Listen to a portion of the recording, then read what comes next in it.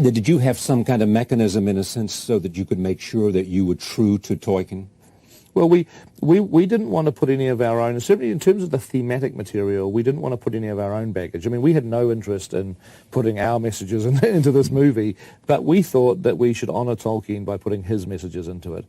And we thought he cared about things. The countryside and the rise of evil, and he cared passionately about certain issues. And we thought what we should do to honor him is to make sure that what he cared about ends up in the movie. That's what we tried to do. Salon Selectives presents hair so beautiful you feel like you just stepped out of a salon. Salon shine, Salon Selectives, Salon glow, Salon Selectives. Introducing Salon Selectives, new from Helene Curtis. 4 salon shampoos, 4 salon conditioners. You select the combination that will give you salon beautiful hair. Salon style. Feel salon beautiful every day. Salon Selectives. God damn, Gary. Some serious gourmet shit. What flavor is this? That's right, it's the all-hell medium roast private blend. Check out the Geek Grind Coffee Nerdrotic page for our other options like the Decadent, Feathers of Liberty, vanilla-infused flavored coffee. Or if you're looking for something darker, try the dark roast FNT blend of the Fellowship. You know what? Just buy all 3. GeekGrindCoffee.com. Use discount code Nerdrotic. Huzzah! You flipped too hard, damn it! Nerdrotic.com.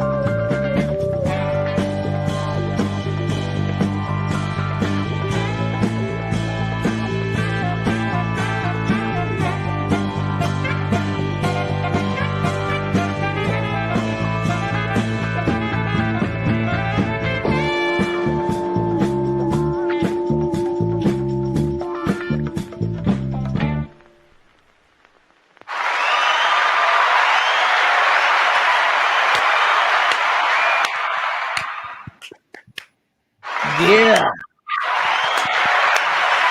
Woo! It's been so long since we've had a nooner. Everybody likes a nooner. Isn't that right, chat? That's right. Chat's all. Yeah. This is my first nooner. Oh. I've never done one of these. You liar. Popping one of my cherries right now. Oh my God.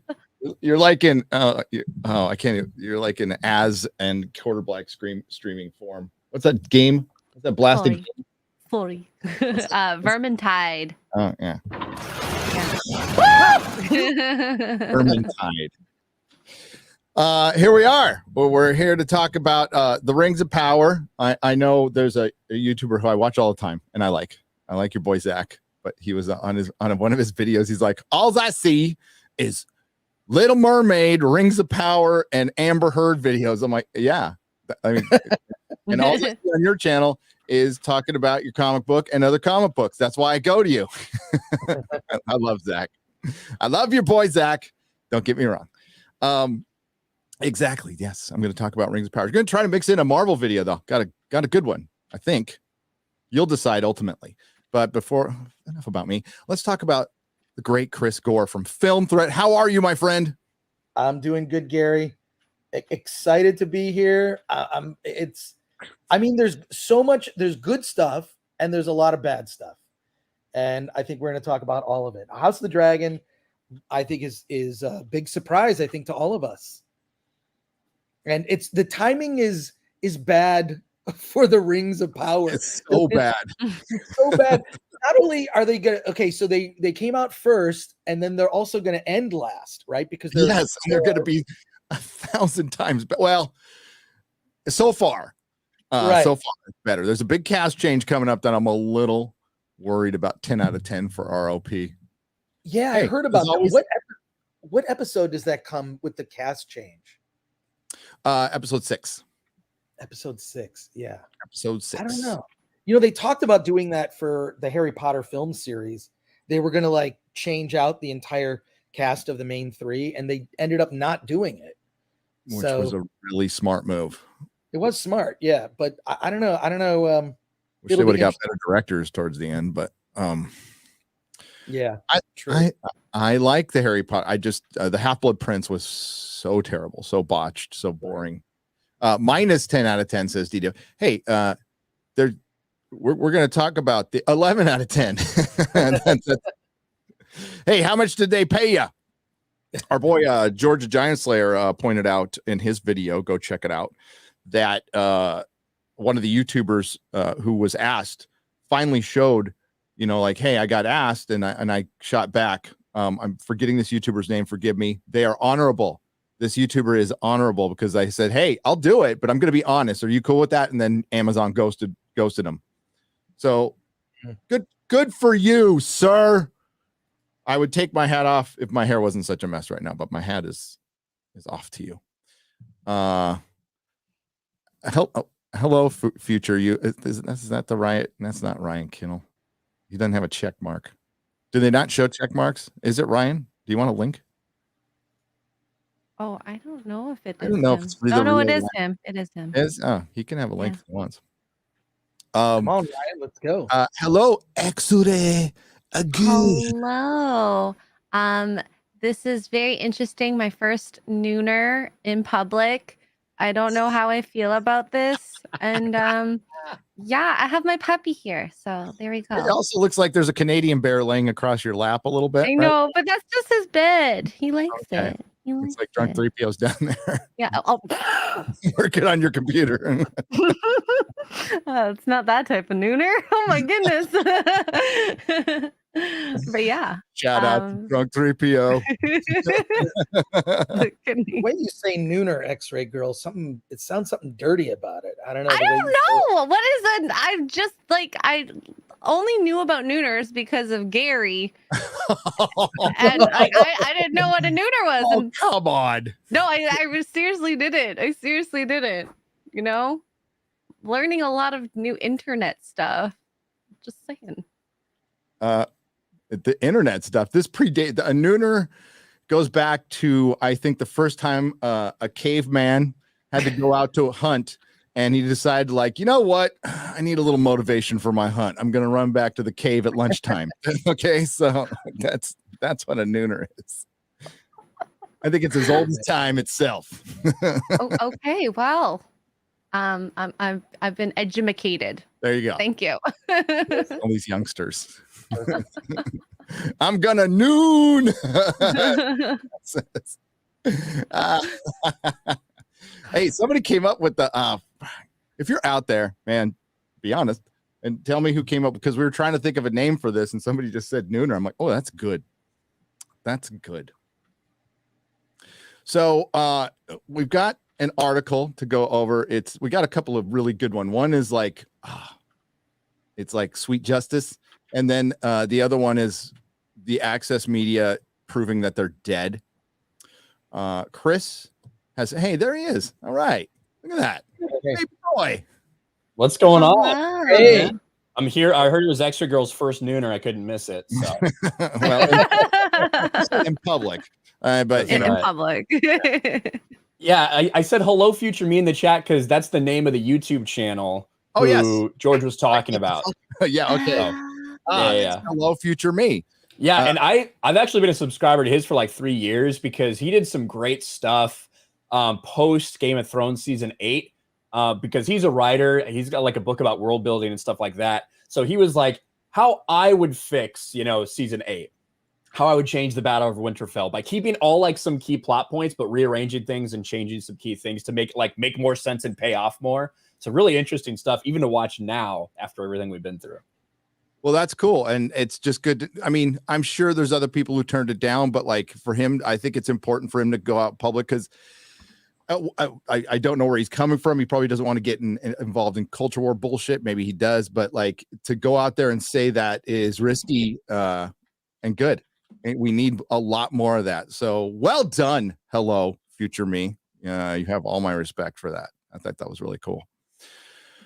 What are you up to, man? You're not making 5 videos today? Well, I just got done making a video for my channel in Sports Force, and I tuned on the stream. Got to figure out some other stuff to make, but I got a little bit of time to hang out with you and Chris and X-Ray Girl. So cool. Before we get to that article, Chris saw The Woman King. Hell yeah. Chris saw The Woman King. I personally thought Cate Blanchett would have been better in The Woman King as the star. Sure. But, either way, you're telling me. Well, you tell me what you thought. I think that I hated that trailer. By the way, I hated that trailer with that like terrible rap music and whatnot. None of that music is in the movie at all. I think the trailer is a complete misrepresentation of the movie. And I thought, well, I was curious. I'm like, is this going to be like a blaxploitation movie from the 70s? You know, which is a genre familiar to me. And so I went into it with like, all right, fine. They do a little bit of sanitizing of the history. I was just getting schooled on the Midnight's Edge live stream. Mr. H there was telling me, well, the history, and I'm like, I don't know the history, don't know it at all. Went in cold, and it's a straight up action movie that ends up kind of being, this is a minor, maybe consider a minor spoiler, but it's kind of a mother-daughter story. And it's actually, as an action movie, you just like judge it as an action movie, it's actually very good. It's also brutal and bloody. And they explain that the Dahomey tribe uses the selling of slaves as commerce. It's just sort of the way of doing business. And I think the real history is much more brutal than what was portrayed in the film. I'm just shocked it was so violent, so like a lot of deaths. But it's a straight up action movie. I mean, they're trying to compare it to Gladiator. It's not Gladiator, but it has aspects of that, right? Like it's just brutal. People getting killed with like arms and chopped off with swords and spears and whatnot. It's, you know, when the action scenes kick in, it's pretty good. And the thing is this, like my argument, this comes out like, right, like the Little Mermaid trailer came out, which I think is awful. And it's getting all the much deserved. What is it? Is it 2 million downvotes now? Getting close, 1.8, 1.9 right now. Look, I think the reason that YouTube is so popular and the reason that the people on this stream, myself excluded, are popular is because of, no, I'll include myself. I'm going to include myself. The reason people like YouTube is authenticity. And that's not just in the realm of pop culture. People like authenticity when it comes to news, when it comes to pop culture conversations, when it comes to film reviews. And they like to see authenticity in entertainment. And I think that when you look at Little Mermaid, which is what is it up to now? Is it 2 million? Oh, it's going to get there. It's a Dutch fable. You know, it's a Dutch fable, and just I'm related to some redheads. They're redheads in my family. So the more erasure of redheads, it does get a little annoying because it always goes one way. It never goes the other way. It's always one way. And I think it's condescending and pandering to members of the audience to just like, well, we're just going to throw in a black actor. And the actress is not to blame. And I think she's actually, I think she's fine. She should be in something else. She actually has kind of an anime look to her, you know, like she almost has like a cartoon face. I mean this in a good way, right? Like big eyes, small chin. Yeah. Like, she just looks, like she should have been the role of the hammerhead shark based on how far apart those eyes are. Oh my god. You're right, Chris, though, that like they didn't do her any favors with putting it out there this way. Like for people to get the look this way, they knew it was going to antagonize people. They knew there'd be backlash. And now this is the narrative surrounding this movie. And technically speaking, I was on Midnight's Edge. We were talking about this. There actually is already an African fable about black mermaids. Like that's actually a real thing. Yeah. And mythology, fables, like multiple. Can we get I don't think anyone in this audience could name an African fable or an African story. And what I would like to see is something authentic. I'd like to learn those stories. I've grown up with all these stories, the Grimm fairy tales, they're great and they're not going away. Why don't we introduce some new things into the culture? It's the typical thing of like what they want to do is take things away rather than add, right? And I'd rather see, that's why I sort of like the Woman King for all, and look, it's going to get ripped apart for it's like not being close to the history, and that's fine. As a movie, is she a woman king? It's such a dumb line. First of all, I think it's a terrible title for the film. It's like a line they utter at the end, and I think it's awful. It's a bad title. Sometimes you can't blame the movies for the marketing because those are often different departments, right? Like they're different departments that sometimes don't always get along. I think there was some little chaos behind the scenes with Rings of Power on how that was to be marketed, and it doesn't do it any favors. I think it's a bad title for that movie. I think that some marketing person said it, and then they shoehorned it into the film at the very end. It's stupid, actually. That kind of stood out as dumb. But I was just surprised, like, oh, this is a good action movie, and a lot of people die, and it's brutal.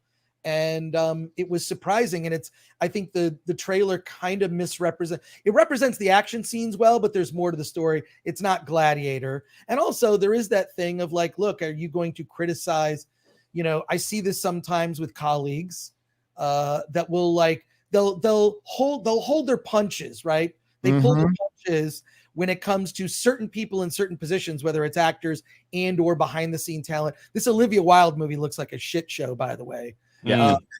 In the best way possible. Yes. Yeah. Like, and also I don't care about that movie at all. I'm seeing it Monday. I bought a ticket to see it because they're doing some special IMAX presentation, but what a shit show behind the scenes. I laughed out loud when I saw the trailer and it said from director Olivia Wilde.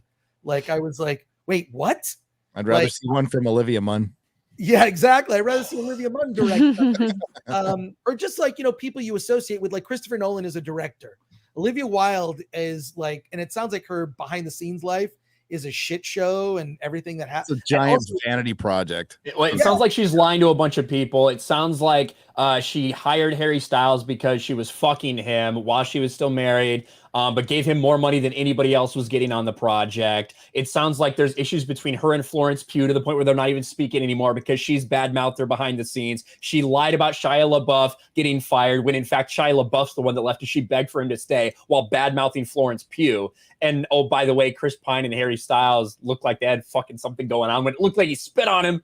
Like, there's so much going on. By the way, Chris Pine is a Jordan Peterson-esque villain for this film, according to Olivia Wilde. She doesn't know anything about Jordan Peterson. She's never read a book. She's never read an article or watched one video about Jordan Peterson. It's completely clear by what she's said in her, in all of her press and media, which I always tend to tune that stuff out because it's just clickbait bullshit. I'm talking about the articles written by the media because they lap that shit up.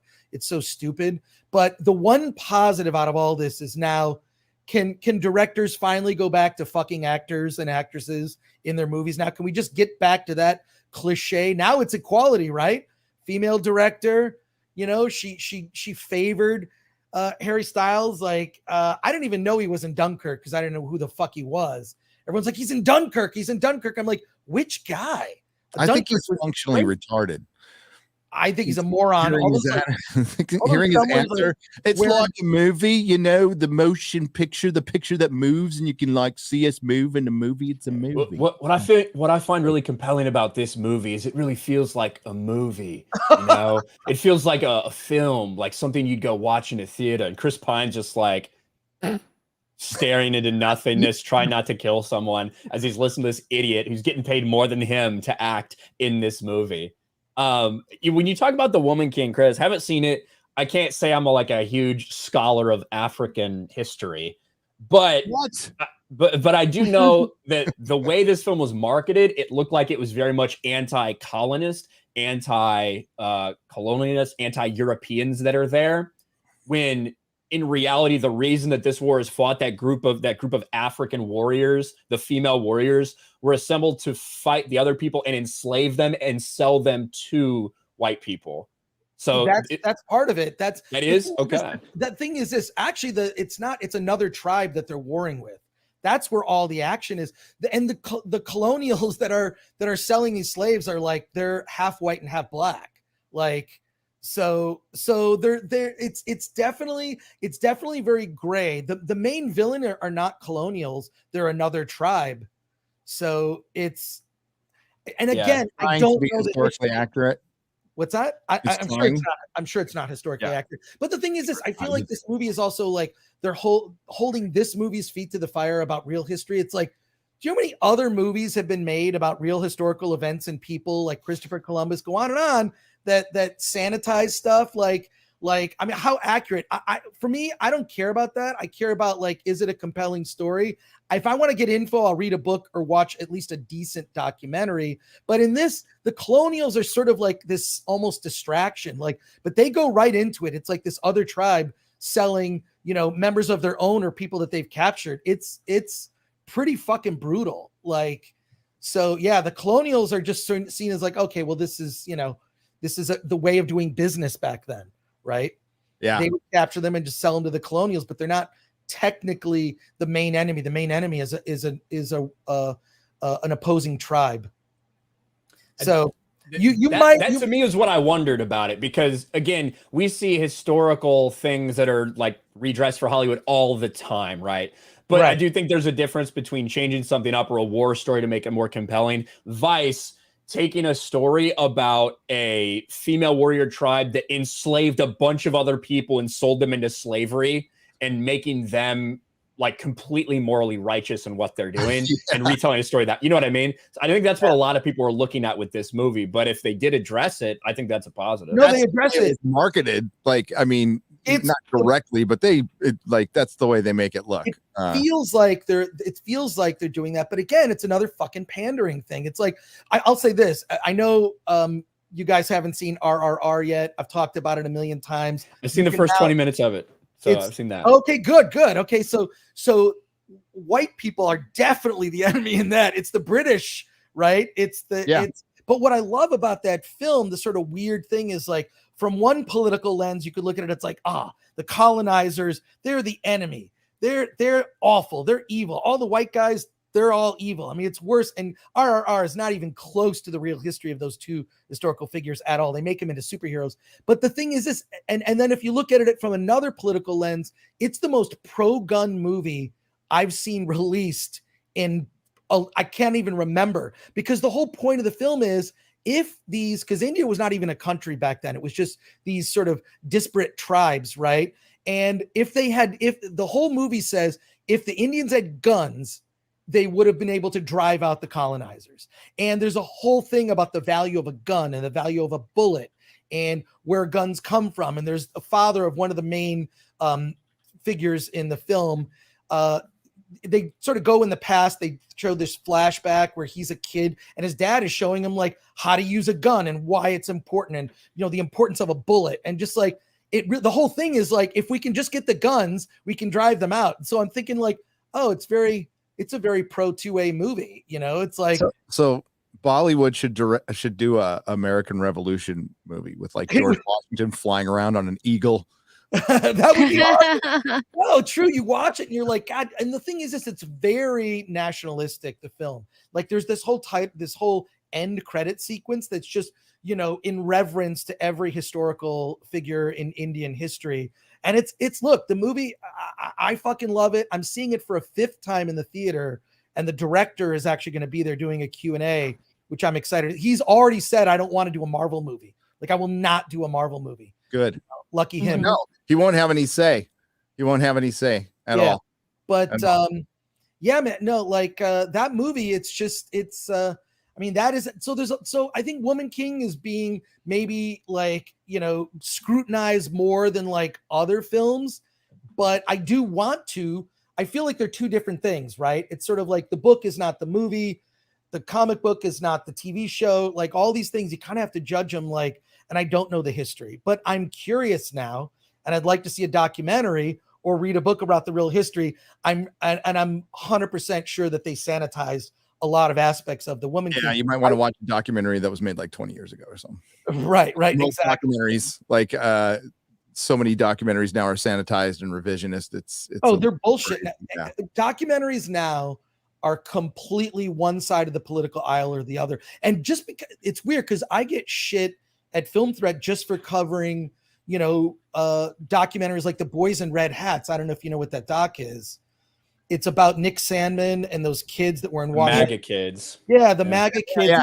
Yeah. You're just, I mean, I was looking at the kid. I'm like, he's just being a dumb 14-year-old. Like, I raised a kid at that age. They're just goofy and weird and whatever. I saw that smirk. It's like, that's a smirk of a 14-year-old kid. Like, he's not evil. Like the stuff that was said about those kids. So there was a court case and he won all that money. Perlman.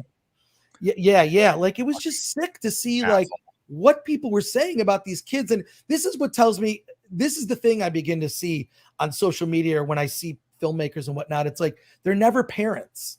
They're never parents. If you've raised kids through stages of life, you learn a lot, right? And you see people just commenting on things they don't know anything about. Anyways, I can't believe I talked about RRR that long. I'm dying. That's okay. We're going to get right in the Rings of Power. Let's do that. Sorry, Gary. It's okay. It's okay. All right. I don't mean and let's read a couple super chats. First, Master Graphic Novel for 10 Canadian pesos says, tired of terrible mainstream comics? Well, what a coincidence. Same here. I'd like to help fix that. So I made a comic book called Master Book Part 1. It's a graphic novel. This is one of 3. There's going to be 3, total of $30, rendered with careful attention to detail using live models to paint from. Oh, cool.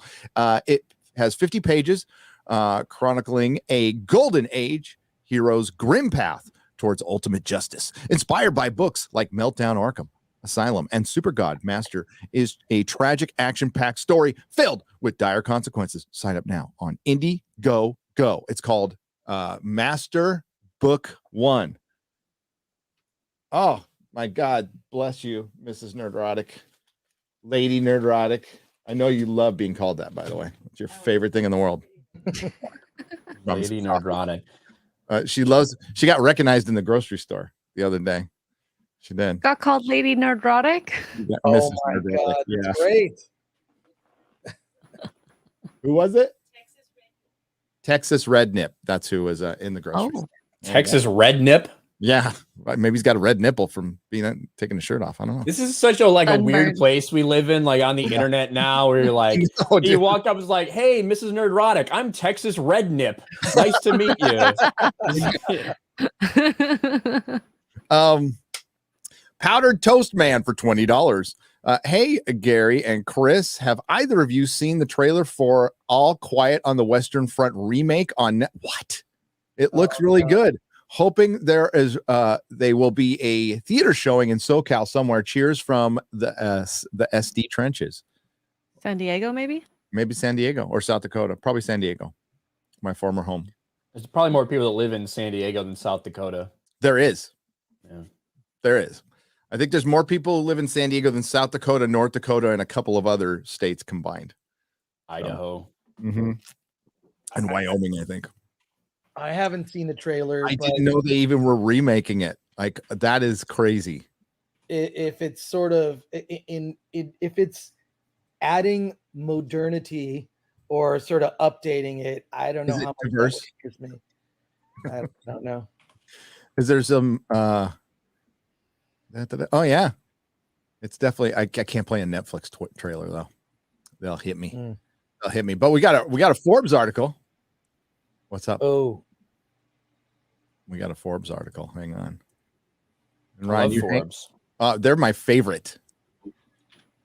I'm sure you've already done like 3 videos on this, but the Rings of Power has a Galadriel problem. Oh no. I write about what was that? So Eric Kane, I actually got into it with Eric Kane over something on Twitter like 2 years ago or whatever. But at the same time, he's not afraid to like step out of line or shit. He often has some pretty like reasonable takes on pop culture and commentary and video game stuff for Forbes. So I haven't read this article in its totality yet. So it'll be interesting to see what he says. But I like Eric Kane because he feels like he's legitimately being honest. Yep. Hey, you got to give him that, and that it's rare these days. And if the Access Media had done more of this, they'd be more relevant, but they're not. In the 3rd episode of Amazon's Lord of the Rings of Power, Galadriel finally smiles. She does. By the way, have we heard any viewing figures or numbers for the 3rd episode from Amazon? 25 million people watched the first episode. first episode, second, don't know. They sampled Rings of Power on the first day, whatever the fuck that means. Maybe they watched a trailer. I think it's a lot like Impressions. I think it's a lot like they watched a trailer. Their cursor hovered over the Rings of Power on their video Prime, and they're just going to count anything they possibly can. And other articles have pointed this out. Like iPlayer in the UK, I looked into this because of Doctor Who. By the way, Doctor Who's first female Doctor played by Jodie Whittaker's final episode is called The Power of the Doctor. It should be called The Empowerment of the Doctor. Okay. So they said with iPlayer, they treat it, if you watch it for a couple seconds, it's a view, basically. You know how Twitter does views? You know, like if you're scrolling past something on Twitter and it like actually plays, that counts as a view for that video. You know, you don't have to engage, you don't have to click on it. So it could be using whatever metrics they want. And the fact that they didn't actually compare it to anything, they've never released any actual numbers before. They just all of a sudden said, hey, it's the number one. Now, funnily enough, when you compare it to the third-party information that we have from Samba TV, you realize, yeah, it was the top TV thing or like the top series they've ever debuted on Amazon Prime, but it wasn't the top thing, not in the US at least. The Tomorrow War had 2.4 million people tune in the first 4 days last year, compared to 1.8 for Rings of Power. And I think they should consider that a massive disappointment. Chris Pratt's awesome. I love Chris Pratt, but there's no way that the Tomorrow War should have been having more people watching the first 4 days than Lord of the Rings. It's huge pathetic. Disappointment for them. It's pathetic. And like to come out with such a weird number that equals the same number that roughly watched watched House of the Dragon in its first week. They like said the same number. And you know, with She-Hulk and all these others, you noticing it's over 4 days, even with the third party information. It's 1.5 million. It's 2 million. It's 2.5 million over 4 days, when like the Equalizer gets 7 million people watching it, that shitty Equalizer show. So these shows are not getting watched by a lot of people. They're just not. And they're putting tons of money. I'm guarantee you more money was put into She-Hulk than the Equalizer. But the Equalizer is getting 5-6 times the viewers. Now, House of the Dragon, that's getting some real views.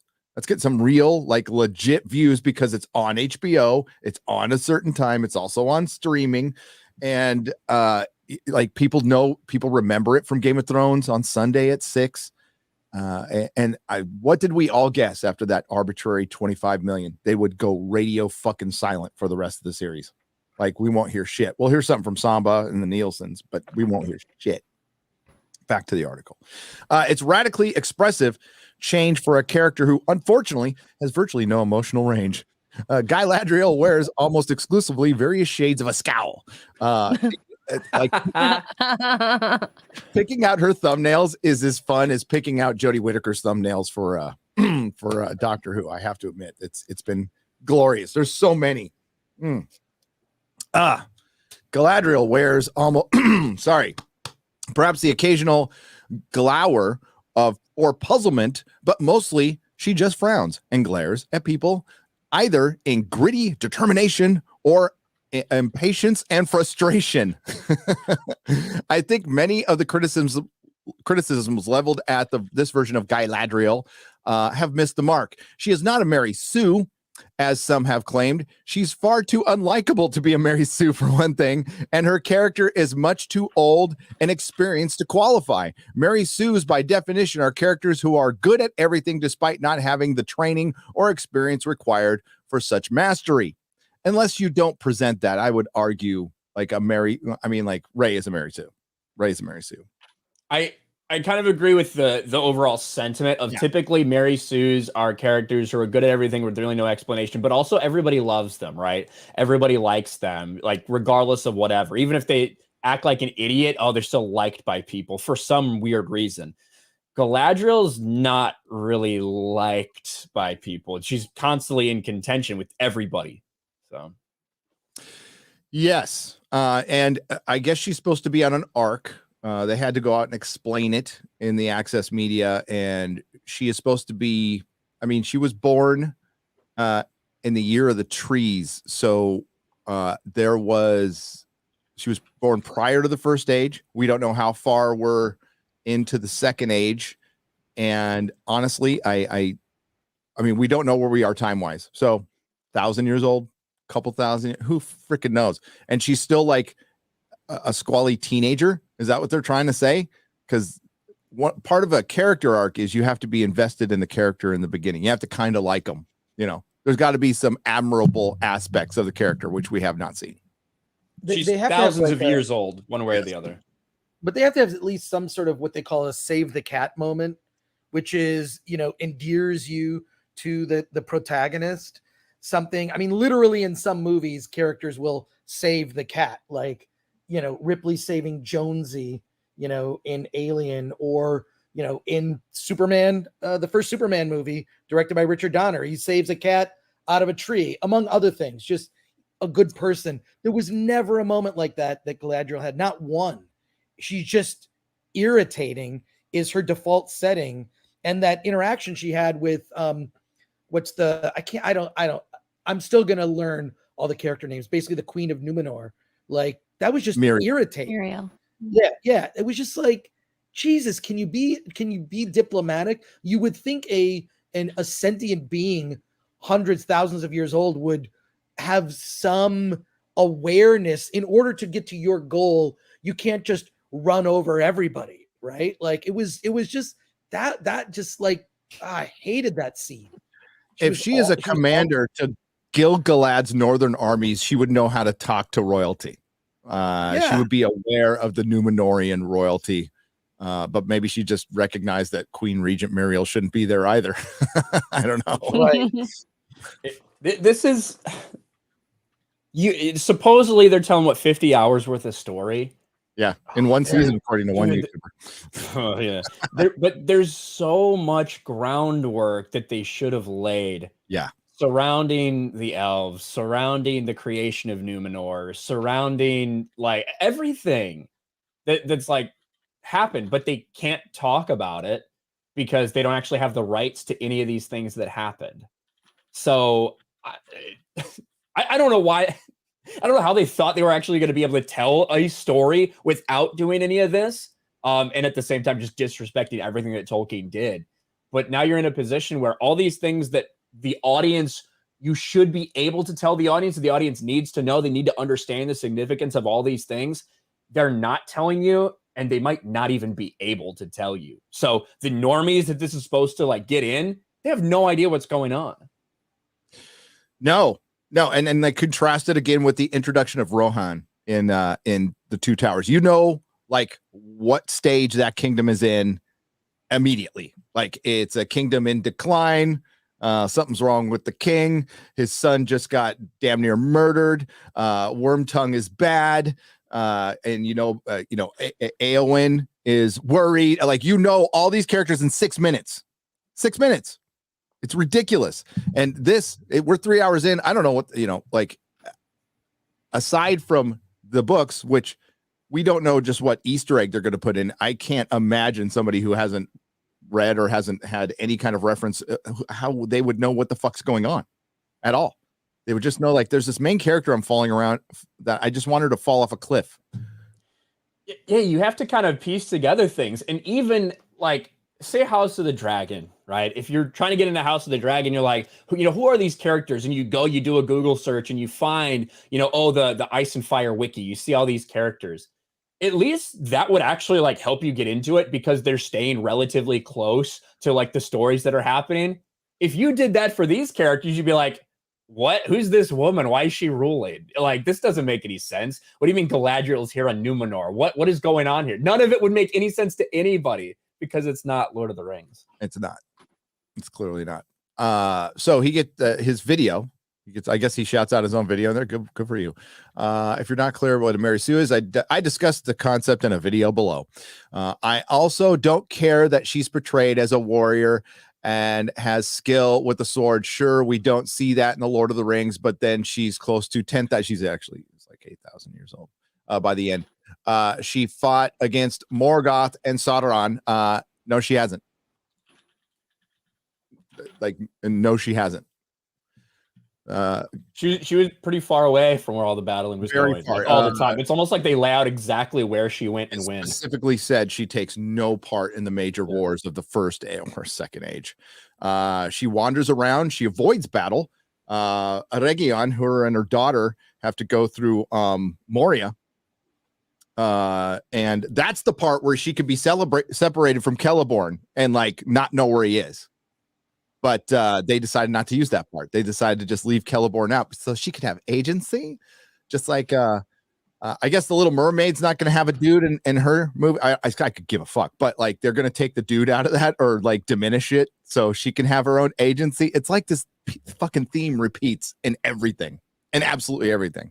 And it doesn't resonate. That's the thing. No. It doesn't resonate because that's kind of baked into into just our psyche and DNA is to find a companion, right? And that's a great motivation for, Ariel to want to like go to the surface.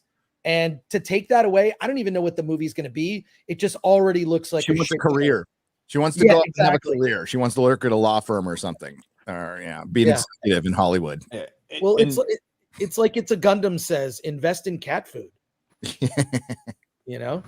Is that right? And that's the thing. There is no way in current day Hollywood that they could tell a story about a woman giving up her voice just for a chance to be with a man. You know what I mean? Like the idea that they would tell that story in current day Hollywood, it's not going to happen. So why would you even try? Like, don't even try to do it. That's why people get upset when they see the race swapping, because it's not just about the race swapping. It's about what that tells you. And for the same reason we brought it up for Lord of the Rings, Rings of Power, and everything else, it's because if they're willing to do that, what else are they going to change about this story? And we've seen now when it comes to Snow White, who's now Latina, Latinx as she calls it, when it comes to Snow White and Little Mermaid, they don't want the men to be a focal point. The relationships, the love stories, that takes a back seat. They don't need no man. It's all about them finding their own agency. So why even telling these stories? Right. So it's like he's going off bad information. I think maybe he's going off the information of the show. It stands to reason she picked up some skills with the blade and probably a bunch of other weapons. She's a level 200 elf. At the top of the video game shit. Unfortunately, in the Rings of Power, it appears Galadriel has not picked up any people skills despite being several thousand years old at this point. She shows up in Numenor, rescued by Elendil and brought safely to the island nation where he hackles up combatively, where her hackles are up, combatively abrasive for no apparent reason. She's full of piss and vinegar. Remember, that's what they said she was going to be, full of piss and vinegar. That's so lovely. She's an elder of an immortal race born on Valinor, one of the few beings left who lived through the first age and saw the two trees, and yet she acts like a petulant teenager, so much so that Elendil actually tells her she reminds him of his children. I'm not sure how old Elendil is supposed to be. Well, he's not thousands of years old. He's not. I mean, who knows? But he lived. He can live to be like 400 years. Because he technically is royalty, so they will live longer in Numenor. Supposed to be. His people live for hundreds of years, but he's not close to as old as Galadriel, and yet here he is, clucking at her like a doting father.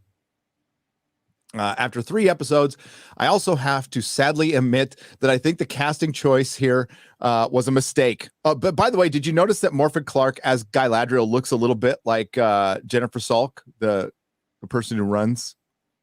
I think it's a little self-insert there, kind of like Kathleen Kennedy with all the brunette chicks. I like most of the cast at this point, but Galadriel is the weak link. Wow, my goodness. And while I'm sure Morfydd Clark is a fine actor, well, if she was, she'd be able to pull off the role. She just isn't convincing as Galadriel. Sure, much of this is in the writing, and maybe if her characters were written better, I wouldn't notice as much. But she doesn't come across as a believable Galadriel to me at all, even a younger, brasher version. It's like Brie Larson all over again. Totally miscast. With Galadriel set up as the show's primary protagonist and 5 seasons planned, I admit I'm starting to worry. There's much to love about the Rings. Is there? Have you guys found anything to love about the Rings of Power? I can see how people are enjoying it visually. You know, Pretty if you just want background. something cool to look at, I guess, like not think about it. I can see that part. You brought up the point about Elendil and like how old he is here. This is so confusing because Elendil and Isildur, they're all like Galadriel, scourge of the orcs, and it's like, okay, well, you just said that orcs haven't been seen in hundreds of years, right? So Galadriel hasn't been fighting orcs for hundreds of years, so she wouldn't have been the scourge of the orcs for hundreds of years at least. Elendil and Isildur, are they talking about like legends from like 1,000 years ago? You know what? Where are these random references coming from when you have this island of Númenor with people that don't live that long? They obviously live long, but not as long as elves do. And it's just these problems they continue to throw out just so they're going to have oh, look, even they know how badass she is. But it causes more problems with this world that they're building where they want to be very time ambiguous. Yeah. I mean, it's not like Star Wars where it's like the Jedi of old. It's only 20 years ago. No, but like they need to set that up. And you're right. They're trying to be ambiguous, but it's confusing everything. Númenor has colonized a lot of the areas of the south, the north. They've done trading. That somehow they've cut off with elves for some reason, even though they were in a pack with, like, I'm gonna have to separate from the lore. So in this one, they sound isolationist. They sound isolationist at this point. Yeah, Wakanda. I think even that gets mentioned in the Comic-Con, one of the Comic-Con. It was the guy who played Elendil said that they're a bit fascist. I remember that. I'm like, what? No. they're it's feudalism. It's not fascism, but they are isolationists, I guess, in this, which makes no fucking sense at all. Yeah, I guess I could see them when clearly Pharazôn. This is what I think is going to happen. Yeah, I think that somehow while Halbrand's kind of in prison, Pharazôn is going to talk to him. That's how they're going to set up the whole Sauron manipulates the Númenóreans while he's, taking prison. You know what I mean? Mm-hmm. I think that's kind of what they're going to use. And then Halbrand's going to influence Pharazôn to kind of take over this hostile takeover. Then maybe you can look at this fascist regime because there's a man in charge now. That might be the way that they try to go this. It's funny that we know all these things that have happened, but we're trying to write this fan fiction for them and come up like, what ideas are they going to have for these things? Oh, they're not going to be good ones. They're not going to be good ones. This all culminates in a battle at the end that blinds Muriel. And I mean, you get the big reveal at the end. You don't find out who the wizard is.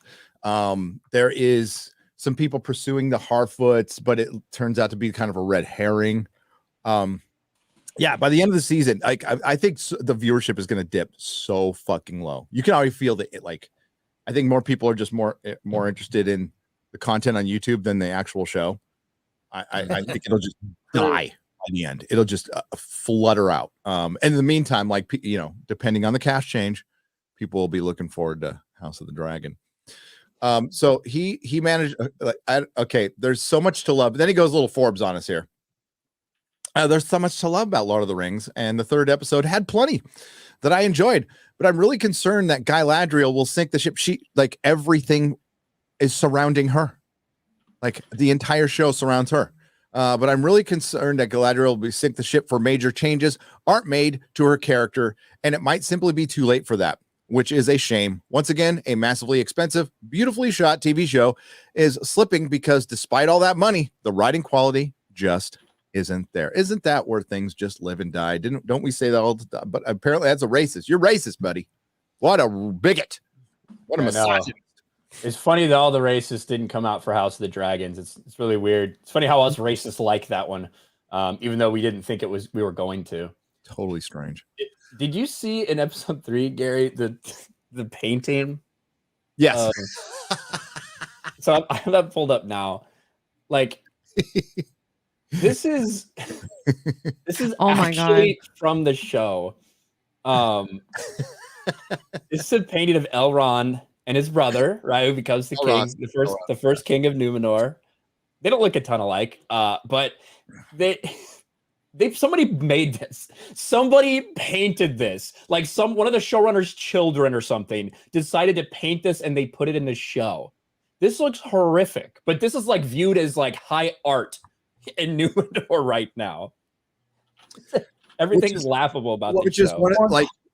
one of the most advanced societies in Middle Earth, like ever. Okay. And yeah, it looks like it was paint by numbers. What were you going to say, Chris? No, I was going to say 100%. That was painted by someone who was hired by a friend of the production. This kind of stuff happens all the time. I can't tell you how many stories I've heard of like producers like, well, we had to buy that car or that couch for that scene, and then they just keep the stuff.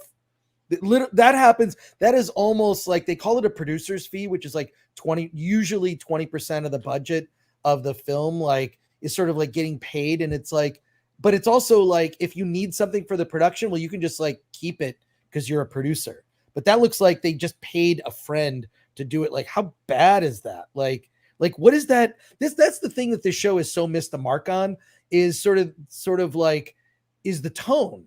It has not hit the mark on the tone. It hasn't done the hard work of world building, and it just assumes you're familiar with the Peter Jackson films as a crutch to build the world, and it's not even like that world. It's so poorly done on every level, and it just stands in contrast to House of the Dragon that's infinitely better. And I don't even think we would think that House of the Dragon was so great if this wasn't so bad. I mean, it's definitely every episode I'm more and more interested in House of the Dragon. That last episode was fucking bonkers, but man, just like it looks awful. And like little details like that, I know, like you could like, look, I was obsessed with the lame ass chairs they had in Kenobi, because the chairs in Kenobi looked like IKEA chairs, and it like bugged me. Like, how do they have IKEA chairs on a ship? Wouldn't they be like battened down or just in some way embedded into the ship instead of like break room chairs? It was freaking, it showed you how terrible the budget was. Those details matter. And go back and watch the Peter Jackson original trilogy. I don't think we call it that, but I'm calling it that right That's now. what we're calling it now, because this is turning into Star Wars. Because now people have more respect for the Hobbit movies and they despise this. So precisely, but it's like those little details matter. They matter a lot. Like and I feel like they just assumed, well, it's called Lord of the Rings. It's in the, Lord of the Ring : the Rings of Power. Just I feel like, again, this is everything that's wrong with like corporate factory filmmaking. And Pinocchio, I know, I think Ryan, you mentioned Pinocchio on one of your streams or one of your videos. That movie is just like, that's the future of Disney. Hot garbage. It's like I could teach a class on how like this is everything wrong with modern Hollywood wrapped into one film. Taking a familiar property, to just like everything about, and just updating it to modern sensibilities, but in a way that's like actually pushes the audience away. It's horrifying. So it is. And that picture, I mean, you don't have to pull the picture back up, but it was supposed to be like Elros and Elrond and some people behind them in front of the water, right? And it looks like they're standing in front of another painting of the water. There's no depth to it at all. So yeah, I mean, no offense to the 14-year-old producer's daughter who painted that. Yeah. I mean, offense to the person that decided to use it. That's who we give offense to. Exactly. So, I mean, he goes on and on. He also says that he finds Jennifer Walters and She-Hulk charming. I disagree, but he does say something that is pretty good here. I think in the coming weeks, we'll determine a lot about fans' views on the character. But at the moment, she definitely is falling into the strong female protagonist trap that has doomed many modern characters. So, I disagree with some stuff he says. I agree with some stuff he says. And it's good to see that out there. Because then we see shit like this. Sorry, Ryan, go on. Like I said, I like Eric Kane because I do, even if when I disagree with his takes, I know it's like his genuine take. Yeah, I know that he's not like shilling for like something because of whatever. Even if I do not like what he has to say, I know that he's authentic in saying it, and I can respect that a lot more than somebody who is say taking money to give it a positive review over on YouTube and, completely destroying the loyalty of the fan base that they've built for years. Yes. Which a lot of YouTubers did, and not even for money. Like, they did it for gift bags. Like, I would respect money more. I'd still disrespect it, but like gift bags, your integrity is gift bags. That's it. So you can get a clip early. But apparently, hey, audience viewing ratings don't matter anymore. It just doesn't matter anymore.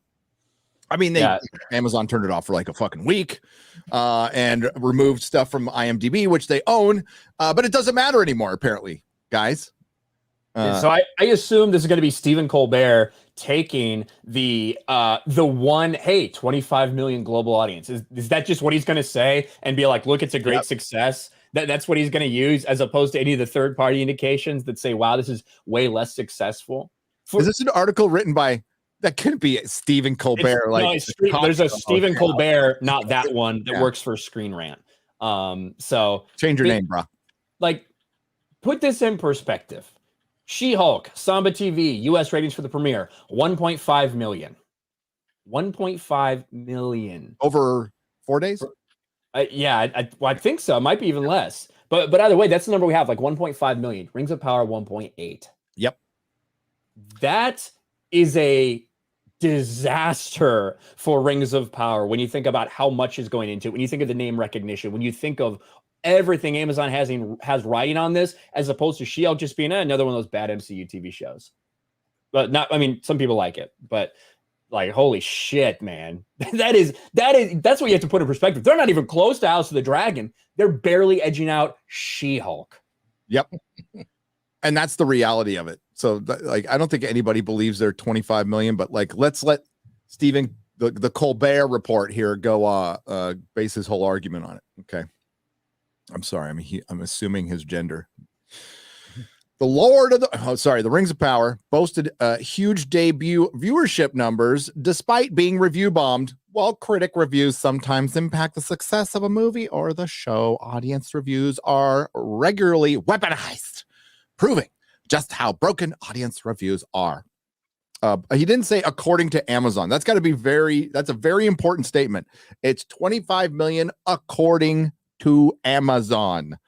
The company that stands to benefit the most from fudging, rounding up, doing whatever they need to do to make their series look successful, that Ryan has done a couple of videos on, that where insiders have admitted that they're going to make this thing look like a success no matter what happens. After garnering mostly positive reviews from critics that they paid for, The Rings of Power saw a massive influx of negative audience reviews on Rotten Tomatoes and other platforms. To combat this issue, Amazon even suspended its own audience review system. But I thought these things didn't matter. If it doesn't matter, many have pointed out, if you had 25 million people enthusiastically watching this thing, it would drown out any criticism at all. It would be gone. Let's remember, we saw Little Mermaid getting close to 2 million dislikes. That is an algorithm. It's usually estimating low. If you have a channel and you have the dislike thing, just go look at your own channel's dislike. So roughly it'll say 250 publicly. It's more like 450 dislikes. It's usually double. So remember, The Rings of Power removed 1.5 million dislikes. YouTube removed 1.5 million dislikes at least. And now it's been hovering around this 1.8 million. So it's probably worse for The Little Mermaid. It's probably worse. We don't know. To combat this issue, okay, holding back reviews from the premiere episodes to ensure only credible reviews get posted. In other words, what did you find out, Ryan? That if you put the word woke in it, they'll probably consider that they'll flag it and they won't let you post it. Oh, he went away. Oh, I did. I'm looking at the article. Okay, sorry. So Ryan pointed out in his video that if you put the word woke in, like, they won't post your review. They'll say it's like hate speech or some bullshit like that. I think I put Guy Ladriel in mine. I don't know if mine got posted or not. I did a 1-star review. I made a 1-star review, and I'm sure a bunch of people did, and they're curating it, and they're not showing all the reviews. This thing is getting destroyed. I promise you it's getting destroyed. You can tell it's getting destroyed because when you look through and you filter by like most helpful, whether it's on IMDb or on theirs, when you look at like most helpful reviews or who agreed with these reviews or whatever, by far all the negative ones, those are the ones that people say, this is a helpful review. I approve of this review, that stuff. The positive ones, not so much. How does that make any sense? If you're telling me the vast majority of people are here giving it a 5-star, giving it a positive review, then why aren't those similar reviews all the helpful reviews? Why it's all the negative ones overwhelming? It's because they're lying. And the only place you see that is on the ones that are controlled by Amazon. When you go to Rotten Tomatoes, when you go to Metacritic, that's not the case. It's overwhelmingly negative. There's a reason for that. And people have been sending me screenshots of their reviews getting yeeted because they have the word woke in them. Mm-hmm. I don't think that they're letting reviews go if they have the word woke. I think they're that's like a trigger for them. They won't let it through. They hold it for inappropriate content. I wonder if we can just continue what's going on the comments and just say my favorite part was when Galadriel said, "Make my day," or something shit like that, you know. And just do a 1-star there. So hey, the viewership for these things is just fine, although we haven't heard any fucking numbers. Like real numbers, we never will, but we haven't heard any other numbers since they premiered, and we don't on these shows because the viewership drops. It drops. The one I'll believe that's doing well, I don't know about 20 million a week, but I could believe 10 million for sure on House of the Dragon. I could absolutely believe that. That was your the overnight viewership just 3 years ago for Game of Thrones season 8. The average was 11.9 million. Which was astonishing. Now, there was streaming back then, but it wasn't as much as it is now. I'm not sure how much people have gone over. It's hard to tell. I really believe the numbers that we're getting from HBO because it lines up with the third-party stuff, you know, comparatively wise. You know, those Samba TV numbers are not the totality, right? That's a number that you can only compare to Samba stuff. That's not actually how many people watched it. But like that just, to me, it makes a lot more sense what we're seeing, especially with the positive word of mouth, the increase in viewership for episode 2, the big increase in viewership for episode 3. Now, not on Labor Day weekend itself, but the Monday after that, like a 30% jump in numbers because people are coming back to it and people are excited to watch that. Even if it's not great TV, I think it's good and compelling, especially compared to everything else that's on right now. I agree. But this is where Amazon gets caught, in my opinion. Okay. So despite the review bombing and backlash from small audience segment, what's the dislike on the very first trailer? Is it at 1.8 million? No, it's 1.9 million to like 140,000 upvotes. Something crazy like that. It's a massive ratio. So it's not small. Fuck you. The show still posts record-breaking viewership numbers, reportedly seeing 25 million viewers in the first 24 hours. Bullshit. But you know what's funny? That's the exact same number that HBO reported for House of the Dragon's first week. Exact same number. What a coincidence. What a fucking coincidence. Bullshit. They're going after each other. Amazon is pissed because Amazon announced their release date way early, and HBO just fucking waited and then go, oh yeah, we're gonna be out a couple weeks before. I mean, it's a massive dick measuring contest, and I love it. By the way, absolutely love it. I love it when studios do this. It's great. When it comes to audience review data, it's easy to submit a bad review without even watching the show. So the significance of negative reviews. I hate this fucking argument because yes, it is. It absolutely is. And I'm sure some people do. It's also just as easy for somebody to leave a positive one or for a giant $1 trillion corporation to pay some people to leave a positive one. They don't even need to pay them money in some cases. Yeah. Here's the thing.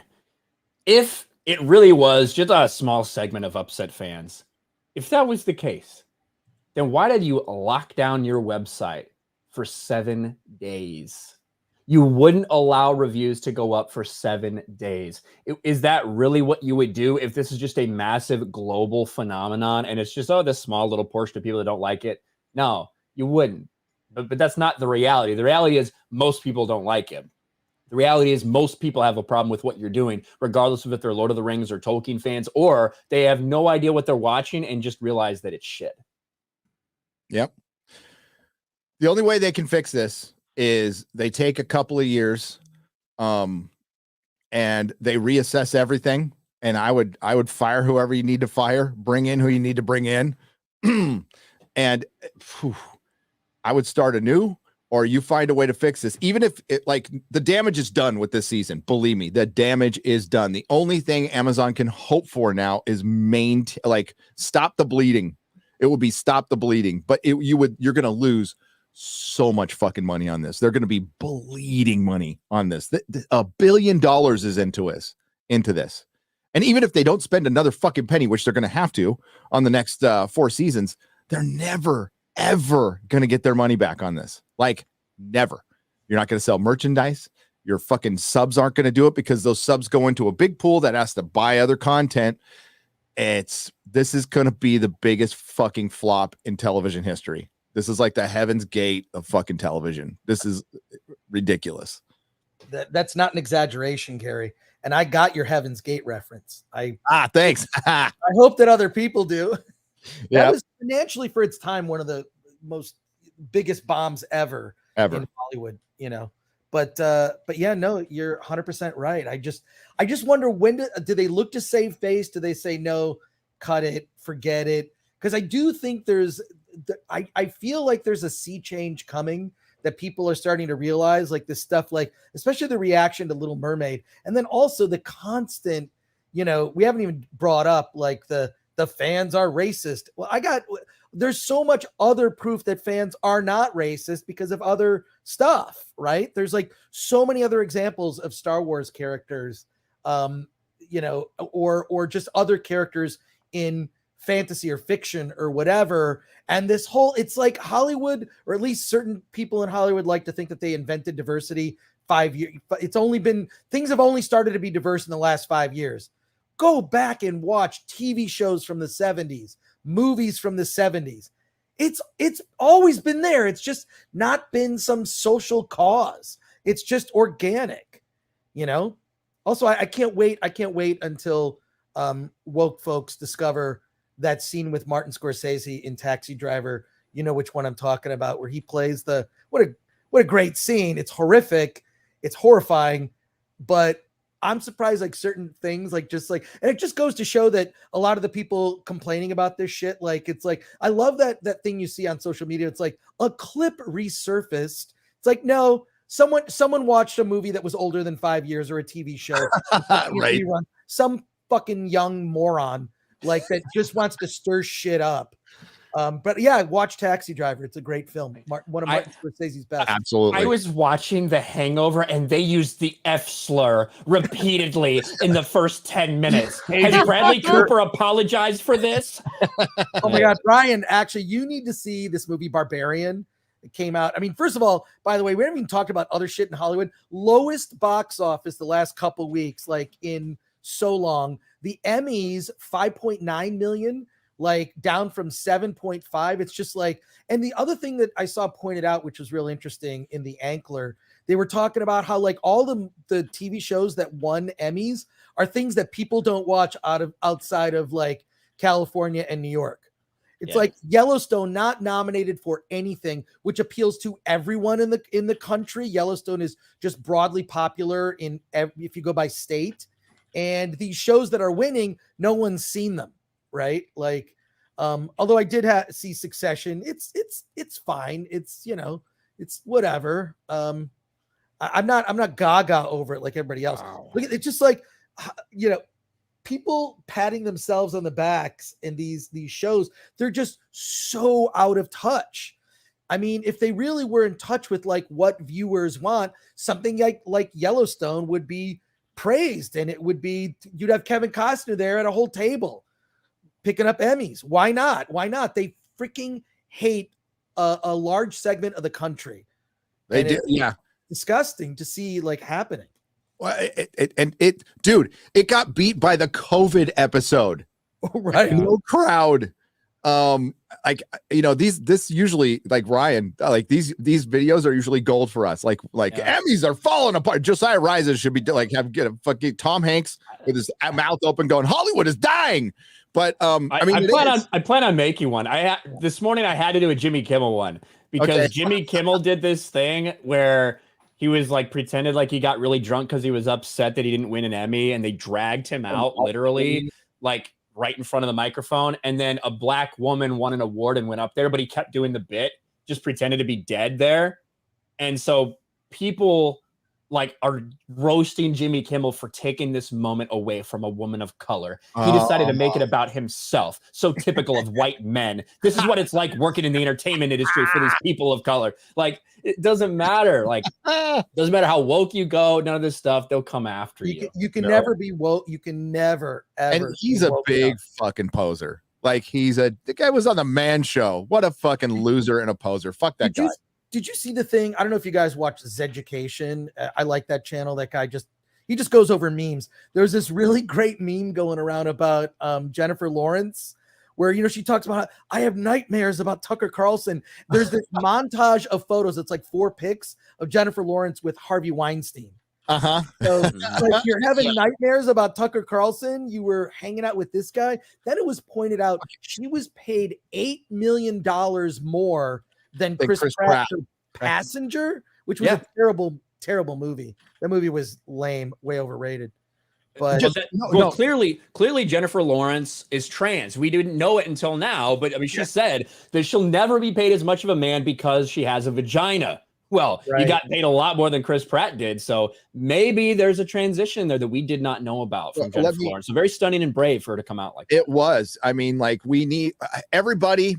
Every restaurant owner who lost your business during COVID was shut down in California for 2 years. I need you to stop what you're doing and remember Jennifer Lawrence's pain for not getting $5 million. I know, like, for one, the fact that she fucking said this in public after COVID in a state where Hollywood was allowed to work, gyms were not allowed to be open, crushed that industry, crushed the restaurant industry, crushed the salon industry, all the service industries, fucking crushed. And this bitch comes out and complains about $5,000. And people wonder why we fucking hate Hollywood. It's really a mystery. It's a mystery.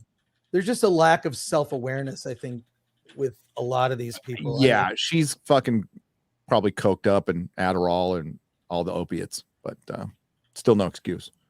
Yeah. I was on that shit. I didn't sound that stupid. Bradley Burnett gifted 20 Nerdrotic memberships for $100. Bradley. Thank you. S is Spy 721 for $20. Is Ryan the shortest person on the stream too? Oh hail Gary and Chris and Exeter Ghoul. No, Ryan's tall. Hail. I wouldn't say I'm tall. I'm probably like an inch taller than you, and obviously Extra Girl's like a foot taller than me. But yeah, at least 5'10". Fucking, I don't know what the average U.S. height is, but right around there. So, well, I'm 5'11 and a half, dude. Maybe you used to be. Yeah, maybe you used to be. I'm shrinking, but I mean, I'll have to check. I haven't checked. Well, we'll need to get an official measurement. Maybe I am. Maybe I'm going to turn into like Martin Scorsese. Maybe I'm not going to be allowed on rides anymore. So, well, I don't know about that. Whose comic's going to take him on the roller coasters then? I don't know. You know what? I know you're telling the truth about your height because you would have said you're 6 feet tall. Most guys would have done that round up. No, I'm 5'11 and a half. I'm under. That's probably what Gary's like prison record says. I had probably like listed him at 5'11 and a half. No. Well, maybe. I don't know. I haven't looked at my card lately, but my card doesn't. I don't think it's got my height. It just says it says privilege card on it. That's what it says. That's my white privilege card. Wait. Oh man, I got mine somewhere. I got 2 of them now. Someone figured I needed 2 of them because I'm just that white. Oh, because the white privilege card. Yeah. No, I have my prison card, which is around here somewhere. It says privilege card on it too.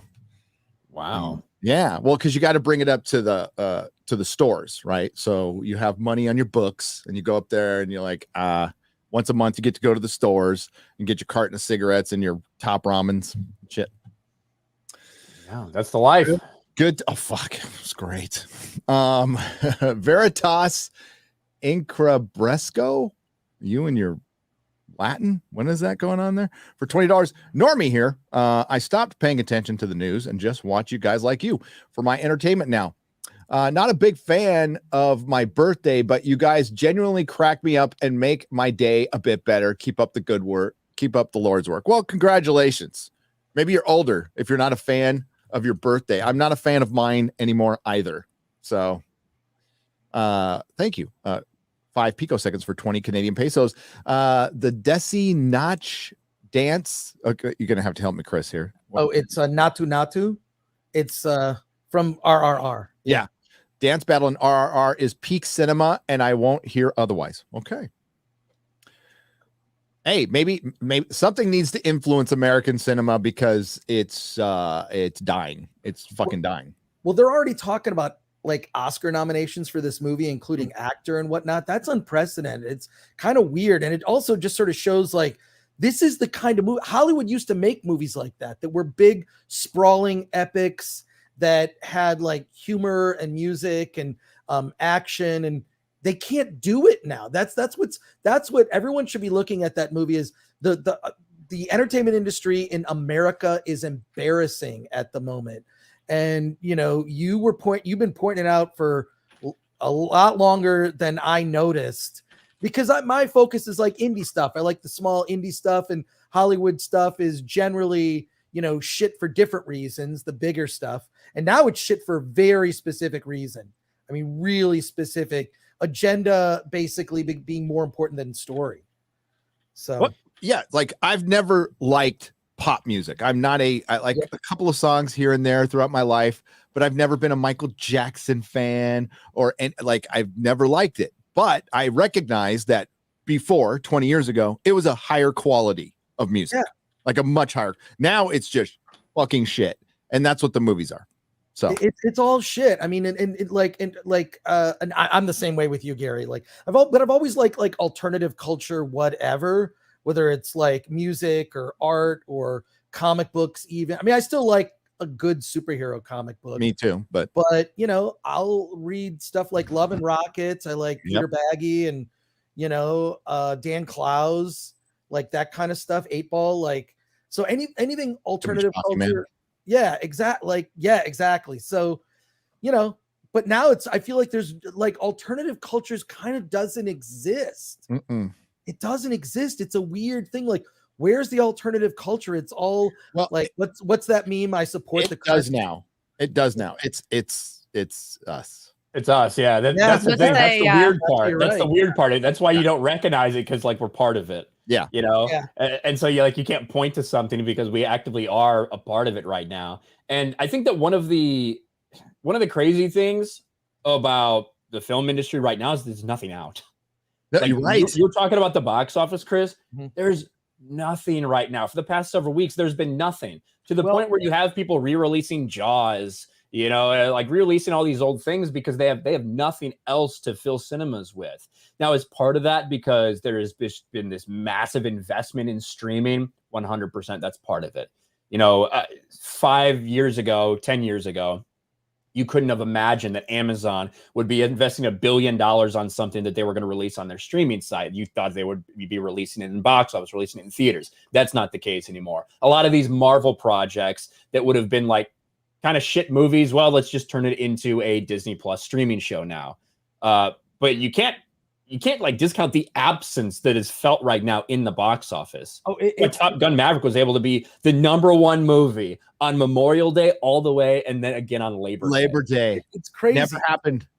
But there are decent films being released, but they're not broadly like this movie Barbarian I was telling you about.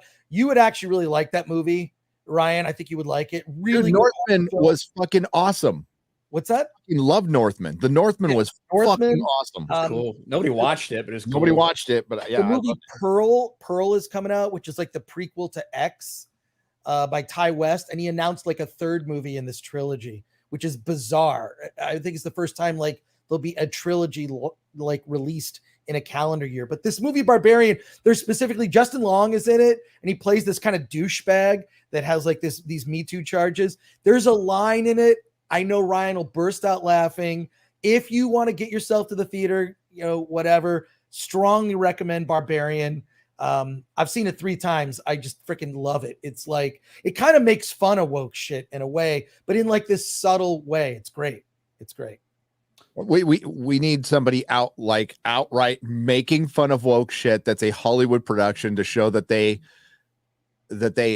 the possibility that they might have a sense of humor and might have some self-awareness, which I think is gone. The risk-averse corporate nature of Hollywood is that's what's killing it.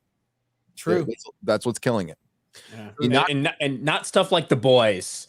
That's like, look, they take shots at woke things. Like, no, they don't. No, they don't. And if you haven't like gotten yet through three seasons, they're actively telling you now, hey, how have you idiots not understood that we hate conservatives and that we hate people that think like you? We don't want you watching our show. Eric Kripke said that the other day. Said it outright. Said it like one of the single dumbest things I've heard a show. And I've heard like, dude, Alex Kurtzman, Chris Chibnall, fucking Lucasfilm. This was the dumbest fucking thing I've ever heard somebody say. Like the dumbest, but he means it. He's being honest. This is your supernatural boy, by the way. Your supernatural guy. Anak Maman for $20. Exode girl. As a licensed proctologist, can you answer a question? She's not I'm not a licensed proctologist, but you just do it as a hobby, right? Yeah. Is it true that if you burp, fart, and sneeze at the same time, you will explode? Either that happened to my uncle or he sneezed and sat on a demo charge. Help me. I have never heard of anyone burping, farting, and sneezing at the same time. So maybe. Drunk 3PO might have witnessed that in a bathroom somewhere, but I can't elaborate on that story anymore. Hopefully we'll get to hear that story at some point in Someday. time. Hopefully it'll be public consumption. Someday. That is... Oh, wow. Bass player 2011 iffy for $10. How Sauron gets to Numenor, book versus show. Now you are right on this one because Sauron trolls Ar-Pharazôn because he takes over. He's like, I am the king of all men. He basically says bitches. So calling out the Numenorians. Book 1 proclaims himself king of all men to lure out the Numenorians and gets captured. Show, the script said so. Yeah, that's pretty much what it is. So I think they're still going to probably try to do that because what the showrunners said is they wanted to focus the first season on our heroes, and we didn't necessarily want to bog it down with the villain. That's what they said. So they're introducing Arendir, completely original, female Frodo and female Sam, completely original, Galadriel, completely annoying. Elendil and Isildur, who are like, I would call them B characters right now, who should be the A characters, even though they shouldn't be there right now. Dude, like, I mean, I don't know how far they're going to take this show. If 5 seasons goes by, are we going to see like the lead up? Are we going to see like effectively the prologue for what we saw in, Lord of the Rings? Are they going to do that? Are we going to see Elendil and Isildur and Gil-galad on the battlefield, like all this shit? Is that what they're leading to?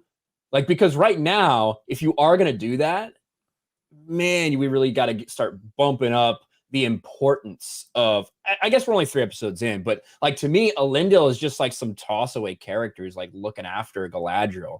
But it's like, man, the introduction of that character should be so important for what's coming. It should be. This thing should be about Numenor. That's it. Yeah. That's all it should be about. But they wanted to make a female-centric Tolkien. Period. End of story. That's what they wanted to do. They wanted to improve on it. And I wouldn't be surprised if that's Jennifer Salk's idea. And good for Midnight's Edge for pointing this out. They did a video on it yesterday. Ryan Cadell was supposed to do the Conan series for Amazon. And like, I was excited. Everybody was fucking excited for this. And then she canceled it because it was too toxic it was too much toxic masculinity. That's why they canceled it. and they brought in Wheel of Time instead, and this. So Jennifer Salk, I wouldn't be surprised if that's one of the metaphorical heads that role, even though she did bring in Terminal List. You got to give her credit for that. She brought in that. But it seems like with the big tentpole stuff, she wants to put more of her imprint in, and I'm sticking by the self fucking insert thing because she does look like Morford Clark, like an older, much older version. So Sindek for $20. What's up, Sindek? Sindek designed the little face logo at the end of my videos. Sindek's a really talented person. That's why I recommended him to George. Hi, Chris. I'm a fan of your work and watch your videos. Ryan, I don't care what anybody says. You're cool in my book. Why? What are they saying? What are they saying about Ryan? Yeah, what's going on? Bro, you see that clip from FNT going around? Yeah, of like once again, me talking about something I like and talking about a show I fucking enjoy. I swear, I get more shit for the stuff I like. And not like Lofty does, right? But I get more shit from those people, the stuff I like, than the stuff I eviscerate. Well, I mean, you also don't dress like a girl at anime conventions, so like, there's that. But that's got almost 80. I think it's probably at 100,000 views. It was at 85 last night when I saw it. Like, what is this video? What is it? I'll get. Hang on. What is it? Ryan premise something nice. What's wrong with the premise of what I mean, I wasn't necessarily saying something nice in this, but I was talking about how much I like House of the Dragon. And I was saying, hey, I think, I like it now. I think that if I get past episode 5 or 6 when they do the cast change and I still like the new people they have coming in, I think I'm going to like the show to the end. That was kind of my perspective. And because not a lot, even though like people are following this along, not a lot of people know that they are going to do this cast change here. I think the coming episode 5 is the last one we get with Millie Alcock as Rhaenyra. And it's going to change to Emma Darcy. What's her last name again? Alcock. Alcock. Here. Alcock. Hang on, I got to finish the super chat real quick. But you're cool, my X-Ray Girl. You're funny as hell. Also, big shout out to my brother George, the Giant Slayer. George. There you go. He's gonna be Sorry, I had to do it. So well when Az is in here. You're showing your very boring X-Ray Girl DMs right now, just so you know. Am I? They're not the DMs that people would like it's to just see. it's just the link. It's not Sorry. Yeah. Oh, it wasn't the one where I was talking a bunch of shit about Jeremy. Too bad. No, not that one. Yeah. Let me share the screen again. Boop, boop, boom. Yeah. Boom. And like we obviously were joking around a little bit at the end, but like people acted like because I said this like the worst thing in the fucking world. Dude, it is. I don't agree with anything. 87,000 views. With this person has a couple thousand followers. Not bad, but 87,000 views. It's almost disproportionate. Here we go. Damn it. Sorry to tease.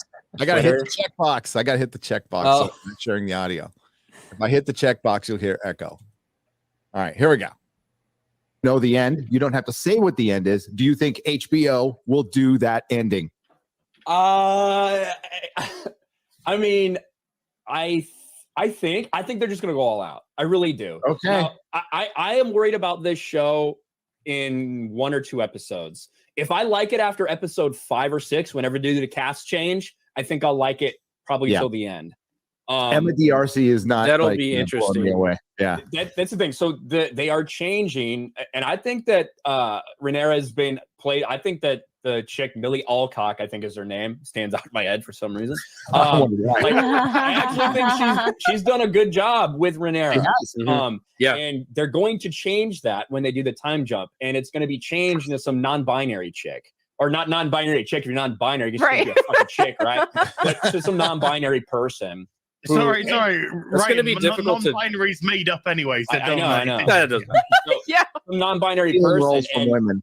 I don't know if it's going to be the same. I don't know if it's going to get the same vibe. I hope it does. But if I can make it past that and still like the show, I think I'll like it to the end. Well, except they don't look anything like each other, like at all. Their facial structure. Now, Rhaenyra, she got hit with a fucking horse or something in between. She's supposed to be a little frumpy later on. They mentioned that in the book. So Imagine being cast, be like, "Hey, you're supposed to like very attractive. Here's your like character like you'll grow up to be hot now, but when you're old, you look like shit. So we're casting you." What? That is not even close to the most controversial thing you've ever said. And honestly, I was being pretty respectful to be like, well, I guess if you're non-binary, you can't be a chick. So non-binary person. Like, that's pretty respectful. If it was Ezra Miller, because Ezra Miller is a fucking lunatic, I would say this non-binary fucking freak. That's what I would say for Ezra Miller. But I don't know anything about Emma Darcy. I don't know anything about her. So I was like, hey, we'll see. They're going to do a cast change. I like it now. I hope I still like it when they do the cast change. That's the worst thing in the world, apparently. Right. And she doesn't look anything like Millie Alcock. Like the other actress who's playing Allison does. Like Yeah, she like really a does lot. look like an older version of the character. So that one should probably, I don't know. The thing is, it's a risky move. It's a massively risky move. It's the right thing to do, though. Yeah, It's 100% the right thing to do for the story. So, you know, they've handled it really well. They've handled the time jumps really well. They've handled showing time passing very well. They've showed, they haven't like stamped it on the screen, be like 6 months later. It's like, you have to be paying attention. You have to figure it out for yourself how much time has passed. I like all those things. I agree with you, Ryan. Just those, all of those time jumps, it actually makes the story move quicker and it's more focused. When you look at Rings of Power, I feel like Rings of Power is actually flawed for a number, I mean, so many reasons, but one of the big reasons is I think they're trying to copy Game of Thrones, have many side quests that we don't need. I mean, the Harfoots weren't in episode 3, and that was the best thing about the show, is my least favorite characters aren't in it, right? Like I didn't miss them. And I feel like what they've tried to do is, well, if this is going to go 5 seasons, we need all these different like plot lines, and at some point some will converge, but there's just too many. What I like about House of the Dragon is it's focused, it's going somewhere. We can kind of see ahead where it's going, you know, without reading too much in. You'd like, oh shit, you see all the things they're setting up. Like it's really satisfying to watch. And I kind of feel like they corrected, you know, some of the flaws of Game of Thrones, which was, you know, I mean, certain characters went away for seasons, you know, like, or a season at least. So it made it like hard to follow when, if you're not watching it every week religiously, you miss out. But House of the Dragon's been spot on. Yeah, I mean, George fucked them. I mean, D&D there was a combination of George not finishing, D&D getting lazy, and the world felt, in Game of Thrones, the world got smaller, and it feels like we're in a bigger world, even though this is like technically a smaller show. We don't have the White Walkers, we're not seeing the Wall, we're not seeing Essos, but it just feels like King's Landing and Westeros, that region is more rich because we're seeing, you know, the Strongs, we're seeing houses we've never seen before. Well, there's a reason, but I don't want to ruin it. But yeah, and we're like, and they're doing things subtly. Like Ryan, oh my God, Ryan and I are texting about a show we like, and he's like, hey, was that guard she ran into, was that Harwin Strong, Sir Harwin Strong, Breakbones? And I'm like, oh shit, that was. It was. So that's one of the Strong brothers. So now we've seen him before, but he actually had a line in this one. And that plays into something later that you have to just catch. You know, they trust the audience to just catch it. You know, Viserys missing digits and them not announcing it. Like, you have to, we chopped off 2 fingers. You know, you just notice it when he's drinking a cup. Like, that's the kind of shit like that was lost, that I felt like, you know, 7 years ago. Like we were on the precipice of like television taking over film as far as the highest form of motion storytelling. You know, like I thought the maxi series was going to surpass the film, which it still might. This is always what makes things rewatchable, which is a huge factor for streaming. Like to maintain this audience, to continue to get people coming back. This series is very rewatchable because they do stuff like that. If I hadn't had the closed captions on, I wouldn't have known it was that character.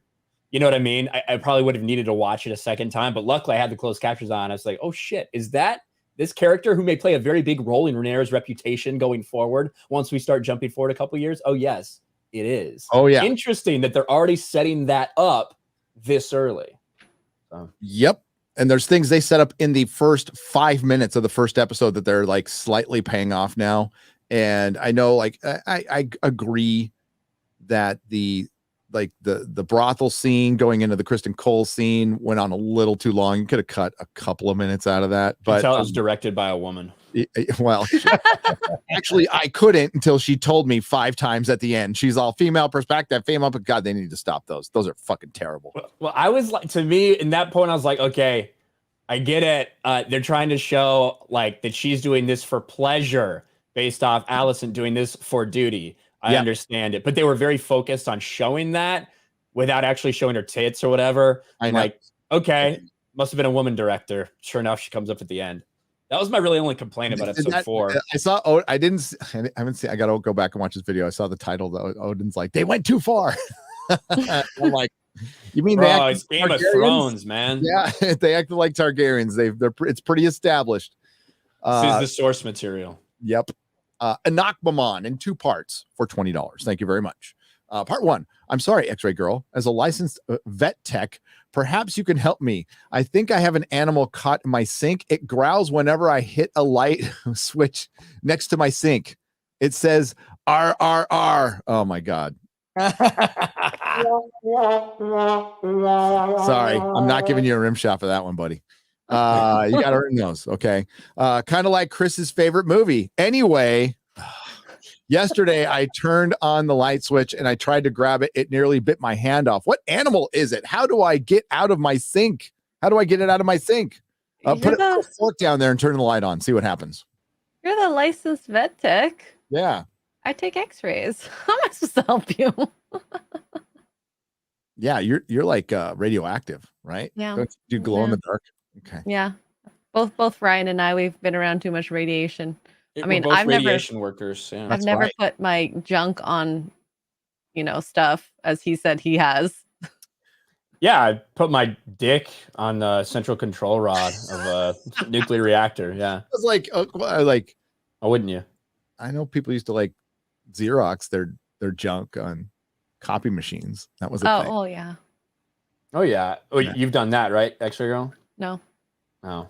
Yeah, it's a rite of passage. You're gonna be in their reactor compartment when it's shut down doing maintenance. I mean, come on, of course you are. I'm gonna fucking mark my territory. Like, who can say that they did that? Yep. There we go. Ryan Bresnay for $19.99 says, "Hail Gary, Ryan, Chris, and X-Ray Girl. I have been really enjoying all of your coverage of House of the Dragon. Have you ever thought about doing a prediction show for the next episode?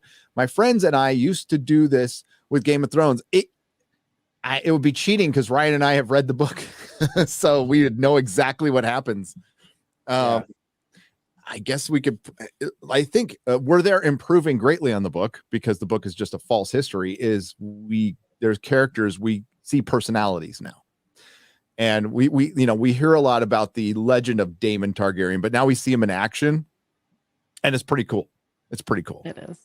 Daemon's awesome. Yeah. Like, I don't know how long they want to go with this. I feel like there's a lot of story to tell before Dance of Dragons that's really interesting. I think that the entire narrative of this is, guess what? Life fucking sucks. It sucks for the poor people. It sucks for the peasants because they don't really get to control their lives. Whoever's in charge basically dictates that. But you know what? All the people in charge, it sucks for them too. Even when you finally have a stable period of time for the realm, you have King Jaehaerys, and he's brought so much peace and prosperity and all this stuff to the realm. Guess what? He watches like all of his kids fucking die. You know what I mean? Like it's fucking brutal for him. At the end, he's just ready to leave, even with all the good stuff he's done. So I feel like there's so much story to tell before what we're seeing. So it'll be interesting to see how long they actually drag out all the dance and what they show. But I'm loving it, man, because I'm excited for what's coming next. And just the way that they've portrayed everything so far with, hey, it's not fair because I'm a woman. They're like, well, tough shit. You are a woman. That's the way it is. Life's not fair. People suffer. Not everything is going to be, equal. You have it a lot better than a lot of other people do. Because of the duality that they're presenting in the series and this other perspective, I do think that question you asked me in that clip, Gary, do I think they're going to do the ending? I do. I do think they're going to do the ending that way with just everything shit. Oh, because it's brutal, dude. It is brutal. I can't wait to see I it. hope they do. I hope they do. So what they're covering here, I don't want to. This is the first This is the chapter prior to the dance, right? So if we go here, we go to chapters. It is a question of yeah. That's a whole series 1 is a question of succession. So it's well, maybe just a half. No, it's well, I can't say that. It's up to the dance, the start of the official start of the dance. Although it started already. It's already started. Think the places are almost set. So the last episode was a bunch of setup, but it needed to happen, and it was still entertaining. Like so many twists and turns. The moon tea at the end. Thought that was a nice touch. Viserys just showed like, you know what? I know what's going on. Like I'm not entirely a fool, which I thought was great. Here's a question, Gary. Depending on, it has to be more time. Do you think she drinks the tea? And because my question would be, it looks to me like they're going immediately down to basically offer this marriage proposal. So obviously we know there's paternity questions, things like that come in later. What if she doesn't? And what if that's potentially a Kristen Cole baby? It could potentially be. Yeah, I think so. It doesn't necessarily explain the other children that come along. The other two, yeah. But it would certainly explain the first one.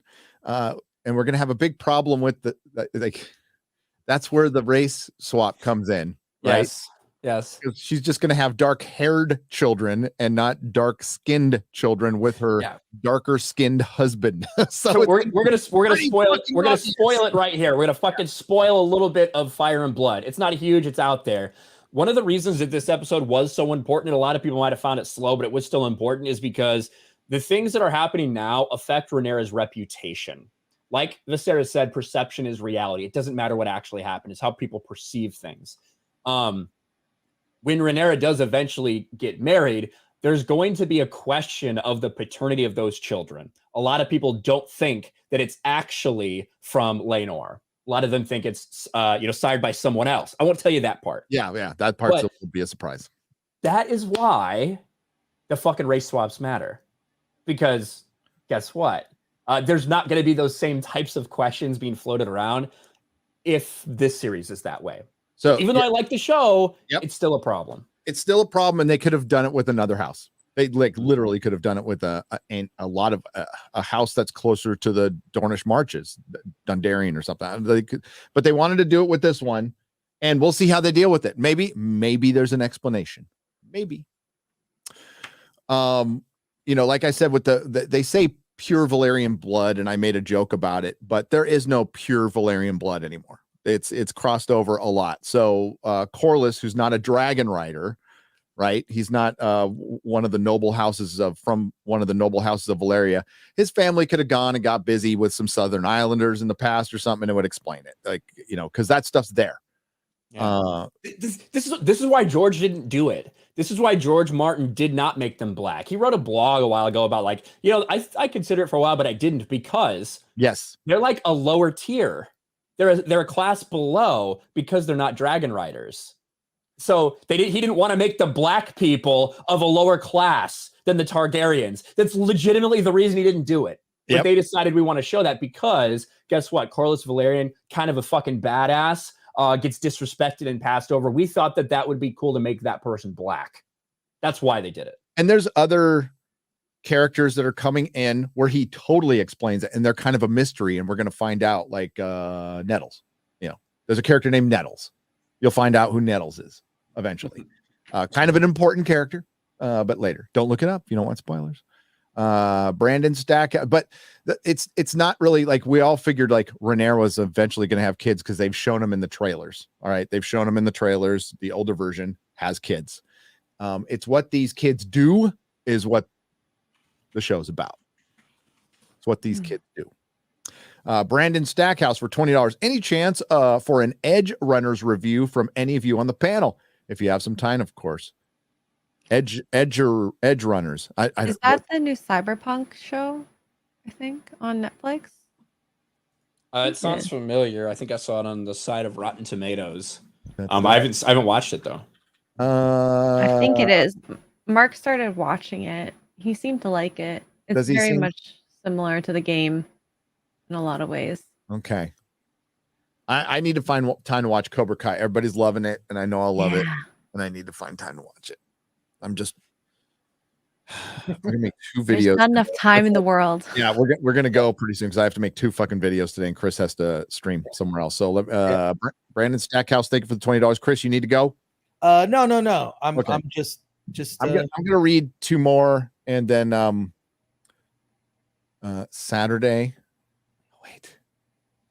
Thursday, I'm gonna have to do a square up. Too many shows going on right now. I know. Yeah, Saturday I got to record my Rings of Power review. Andor's coming. Andor's coming in a week. I'll do a square up. Excited. You know what? I'll do my Andor review in the square ups. That's how. Square up turns into an 8-hour video. Is Andor going to be released at the same day and time as She-Hulk? I do not think so. I did. I don't know if you were there earlier, Ryan. I got the first 4 episodes of Andor, so I'm going to talk about it on Friday. Yeah. Oh, nice. I'm looking forward to that. The reality is, like, coming from a completely outside perspective, Andor could be one of the most interesting things that Lucasfilm has done. If you told this story the way that they could be able to tell it potentially. Right. Of a rebellion that's very early in the beginning stages, of an empire that's at the height of its reign, and things that are like a spy thriller, getting into like how people actually live their lives, things like that. Could be very interesting. Wouldn't get a lot of ratings because it's not Cameo, it's not Dave Filoni fucking garbage, right? But it could be legitimately be a cool, creative, interesting thing. I don't think that that's what we'll get. No, it's Trumpian era immigration allegory. Can't wait. Oh God, I hope it's not. Or like what the one actress said about it being about Trump. Like, please don't. Oh, she's probably. I mean, like, Lofty's like, which is our assessment, is most of these people are empty-headed pretenders who just repeat shit that they think they're like. Even the director, Mahler and I of House of the Dragon, were like, did she watch her own TV show that she directed, saying it's from a female perspective? Because, like, what? Imagine what the outtakes from that interview, how bad they sound. If that's what they decided to put into the the after the show. For anybody that didn't watch it, she's like, in Hollywood, we typically see everything, these sex scenes, from a male perspective. So I wanted to come in and show a female perspective. But as I was filming it, I realized that all I'm used to is the male perspective. So I was filming the male, and it's like, what are you even trying to say? Like, she seemed completely clueless. I mean, I will say one of the worst people in interviews is Tim Burton. I mean, that guy, like, look, I think a wildly talented filmmaker and illustrator, but the guy could not do an interview or a DVD commentary to save his life. No. Same thing with Sam Raimi. He's terrible at interviews. So being talented in one area, I always think there's some deficiency in another area. Yep, I agree. All right, we're gonna do a lightning round here, and we're gonna get out of here. So let's start with Primark Vulcan for $9.99. Gary, the Woman King was literally advertised as a film kicking colonizer butt in the Alamore Draft House app. I have a screenshot, and I'll post it in Discord if you want to see it. I believe you. That's how I took it. For one, it's called The Woman King. The Woman King. Yeah, it's the marketing of this movie is incredible. It's like a lot of things we've seen. Like, the promotion is incredibly incendiary, and then when you finally see it, it's like, oh, it's not that bad. I mean, literally, it's the one tribe fighting another tribe. It's not. That's the quote colonizers are part of it, but they're not the main villain. No, it's just that there's this message they're trying to push, even if it's not in the actual film, of disrupting and subverting gender norms. Right. Good luck disrupting nature. Good luck. Eric K for $2 a Nooner to X-Ray Girl is just a normal day. Allosaurus, Wow. $9.99. Peak irony that these feminist writers keep making their strong women characters to be toxic beta males. Good point. Infinite Main for $10. Gary, why do orcs burn in the sun, Rings of Prime, but not in the Lord of the Rings? I saw orcs running in the sun during the Two Towers movie. Yeah, they just kind of ignored a little bit in Two Towers. It was cloudy, maybe. I don't know. The Urukai can run in the sun, so that might have been who they were. There's also tons of women playing those orcs. Tons. Yeah, I mean, I guess even in Fellowship, at the Boromir scene Oh, and everything, yeah. that's during the day. That was completely during the day. That whole ending scene. That's the Urukai, though. So that.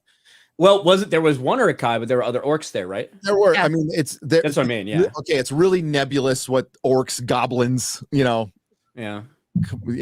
all disrupted forms of life. That part, if they're going to make a point of having them burn in the sun, then why in other scenes in Rings of Power they weren't burning in the sun when they were clearly standing in the fucking sun? And why? Yeah. And we know why they're painted fucking white. Like that was just the makeup was fine. And it turns out that one picture that was being passed around of the female orc was a dude. A fucking dude. I love it. So I guess we might see a female orc later, but yeah, they made this big deal that there's going to be female orcs, and the picture that everybody was using was of a guy, and the OneRing.net was the one who put it up. And it's a returning actor from The Lord of the Rings or some shit. I don't know. Big fan of Ryan Kinel and his rags to riches tale to Batman infamy. I'm inspired and was wondering what software you use to make your vids. Keep up the fights. And this is from Tej Talks for 10 British pounds. Ryan, what software do you use? Well, for all my videos I make, I record on Streamlabs OBS, and then I edit in Wondershare Filmora. Like $40 for a year. So I don't use any of the fancy stuff that a lot of the other guys use. Yeah. I use Premiere now because I was forced to, even though I'm fully trained on it. Because Premiere's, essentially Final Cut Pro now. So I was fully trained on Final Cut Pro and when I did editing in Hollywood. So it was easy. And then I stopped using it and use the cheap shit like Camtasia, which is fucking horrible for your computer, by the way. It's just fucking terrible for your computer. And OBS to record. Pirate Queen for $4.99. Saw Clerks 3, not terrible, just kind of depressing. If you haven't seen other Clerks movies, you will be lost. I watched your review on Film Threat, or watched Alan's review. Yeah. I'm seeing it tonight. I feel like I'm gonna have the same opinion as he is. Look, I like to go to the movies. So that's okay. I'm gonna go see it tonight, and but I after hearing what Alan said, I'm like, oh, I'm gonna probably think the same thing he thinks on that. So fuck Kevin Smith. You let me know. Blue Tiger for $10. No mice. He just says no mice for $10. Yeah, I don't like mice either. The Vermintide. We're talking about that. Mr. Clark for $5. Do you think the creators of House of the Dragon are gaslighting the woke mob with their interview to end the episode to appease them? That has been asked before, and yes, I do. I actually do, because there are women are going to get draped, tortured, brutally fucking murdered, and yeah, they're going to get a lot of shit. But so are the dudes. We've already had a guy have his balls cut off. Okay. Nobody said a fucking word about that. And just brutal things are going to happen to women. I'll just say that. Big Raj, thank you for the $1.99 super sticker. Always coming in with that. Big Raj, thank you. Inakmwan for $20. Bad jokes about garbage disposal aside, I can't give House of the Dragon a chance. I think the race swap will break the show. Plus, I gave Star Wars a second chance, and that hurt me. Call me cynical bastard. Nope, will not do that. I think there are a lot of people who are, I think their numbers would be much bigger, much bigger. But a lot of people aren't going to give it a chance, and I wouldn't either. I cover pop culture, and it was a mere curiosity that I fucking checked it out. And I asked Mahler last minute, I'm like, do you want to just review it? And if it sucks after the first episode, we can stop or whatever. And yeah, we just like went, it's kind of good. Well, let's keep watching it and see what happens, you know. Ryan, tell Gary about Campia's whining at D23. Oh, I watched it all. What did he say? What did he say, man? Go on, Ryan. You can go on. I haven't even watched it all yet. I just know a little. So he said he had permission to live stream a bunch of D23 stuff, which sounds weird because they don't like let anybody fucking do that. Yeah. But according to him, they had, and he showed a couple emails that he had back and forth. And when he got there, they wouldn't let him, and he freaked out. He said, "Fuck you, Disney! I'm never going to Celebration again. I'm fuck you." Been busting my ass as a Disney fan for years. Kind of moment. No. Yes, he didn't actually say that, but no, he didn't. But he came really, really close. So, I mean, Campy he's a lot like Tim Pool. Like he'll make a strong statement and then back off on it immediately. Like, fuck Disney. But to be fair, like do stuff like that. Yeah, right? yeah. Like, where you and I will just stop with fuck Disney. Like, listen, Campia has a fucking big audience for a reason. He's really good at what he does. He's continued to do it day after day after day, very consistent with that shit. But I don't know what happened. I don't know how that mix-up happens.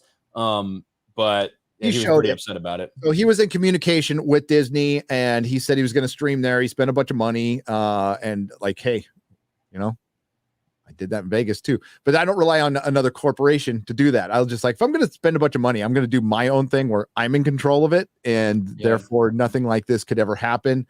And to be fair to Campia, they gave him instructions. He followed the instructions, and then they basically pulled the rug out from under him. But still, like, you could, like, instead of bitching about it, just adjust, make a stream anyway, send people in, find out what happened. I mean, like, kind of keep that stuff behind the scenes, because it looks like you're kind of entitled, which I mean, he did definitely come off like that. He came off like it came off really bad.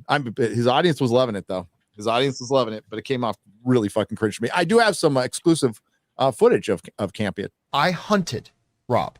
I hunted for Tobey Maguire's dick. Yeah. I think that, to me, it's like, okay, if you're gonna like go gloves off because they upset you, were you not being really honest about everything you felt in the lead up to, you know what I mean? That's the kind of questions it draws to me. So I don't know. I agree. I mean, you can be upset at an event. Like, dude, I've gone to enough cons where I was retailing, where I paid them tons of money to sell shit and have a space, and they pulled the rug out from under me, and I didn't have time to bitch. I just had to fix it. I had to make sure I got there on time, had my stuff set up, and I, fumed about it later. But like, that shit happens at cons every year. They're not the most organized things in the world. And D23, we didn't get a chance. It was a fucking bomb. It was a complete bomb. I'm gonna have to take that out of the title now because we didn't get a chance to talk about it. But don't worry, I'm gonna do a video on it. Because I think I think they did announce a bunch of stuff. I don't know what people were talking about. They announced all kinds of shit. It's just boring Stuff that people don't care about. Nobody cares. All right, this is going to be last two here. Kurt Mueller for $10. If you turned Fellowship of the Ring, the extended version, into a weekly show, think about how what we know by the end of the first hour, Prancing Pony, compared to the end of the first episode of the Rings of Power. How many would watch that? Everyone. It would still do the same. It would still do the same. That is objectively the greatest trilogy ever made. Period. End of story. Patrick Bond for $5. Here's some US pesos. Thanks for keeping me sane in a 12-hour delayed layover. Brutal. Patrick, I'm sorry. All right, we'll get to the rest on the Square Up on Thursday, which will be on Nerdrotic Live. So just look for it on Nerdrotic Live. It's going to be a long one, man. It's going to be, get your popcorn, maybe a couple meals out, and it's going to be long. I'll start it in the morning. But thanks. Hey, Ryan, thanks for being here and coming in. Chris, freaking Appreciate love it. you, man. Love you. Hey, man. Just always fun to hang out. Great to see Ryan here. X-Ray Girl. Really appreciate your inclusion of me.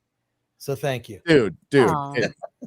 This is sorry, I don't mean to fanboy out, but this is like kind of a dream come true. It's really an honor to be like a guy I watched on Thursday. I swear, hey, The Losers, one of my favorite comic book adaptations, and that's because of you. I watched you on a DVD Tuesday one day, and you're like, check out this Losers. Don't sleep on this. I'm like, all right, I'll check it out because I kind of like the comic book, and the fucking movie was great. That's great. I love that movie so much. Well, I just love talking shit with people that are as passionate as I am. I don't care if I agree.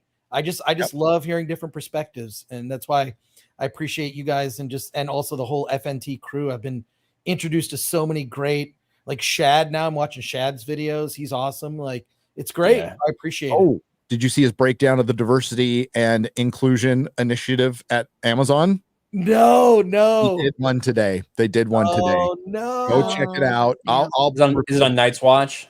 Yeah, it's going to be in my next Rings of Power video, and I've brought it up before, but like they break it down, and it's fucking ridiculous. It's just like the BBC one. So for my Doctor Who viewers out there, when we broke it down a couple of years ago, the diversity, it's the same thing. It's so dumb. And it's really fucking racist. It's the bigotry of low expectations. That's all it is. It is, these poor people can't get IDs and understand computers, so we're going to hire them out of sympathy instead of merit. It's like, wow. X-Ray Girl, great job. Happy to have you part of the Nerdrotic Nooner now. Yay. Yeah. Every week. She's gonna pregame with yoga. Yeah. Hey, get the views up. Gary, on the DIE stuff, all that. Did you see the thing that Tyler Perry said about all that?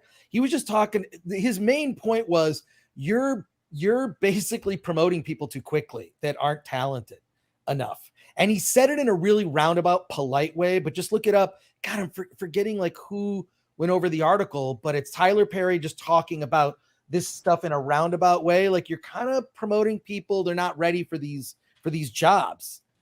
Well, and that's why Kurtzman had to go back and get a Terry Matalis who followed me for 2 days on Twitter and then unfollowed me. Oh, that's right. You're Picard. a blue check now. I keep forgetting you're a blue check. Yeah. He's like, oh no, unfollows. And like they're going all out, and we're going to see a lot of I can't even say what we're going to see a lot of stuff. I still don't think it's going to be good, but that's me. But real quick before we go, Chris, G4 documentary, what's the status? Premiering at the Tucson Film Festival on October 13th. I'll be in Tucson that weekend for the film, and then it's coming out on Blu-ray before the end of the year. That's the goal. Okay. And then we'll be playing like other October 13th. We're also going to be doing like LA Comic-Con. We're doing a screening. I'm literally like looking at like color correction stuff. It's like the boring part of at the end of when you're finishing the movie, you want to make it look like a real movie and sound like a real movie. So that's the status. And then I'm going to be live streaming in about 26 minutes on the Film Threat YouTube channel. I have a BMT Subway sub waiting for me for lunch. So I'm going to scarf that down and then roll into that. We'll be talking about a bunch of stuff on Film Threat with Alan Ing, who was at D23. He was just taking pictures. He didn't give a fuck. He's the one that took that picture. I'm so glad you featured it, Ryan. The photo of waiting for Brie Larson, and there's like 30 people maybe. It was pathetic.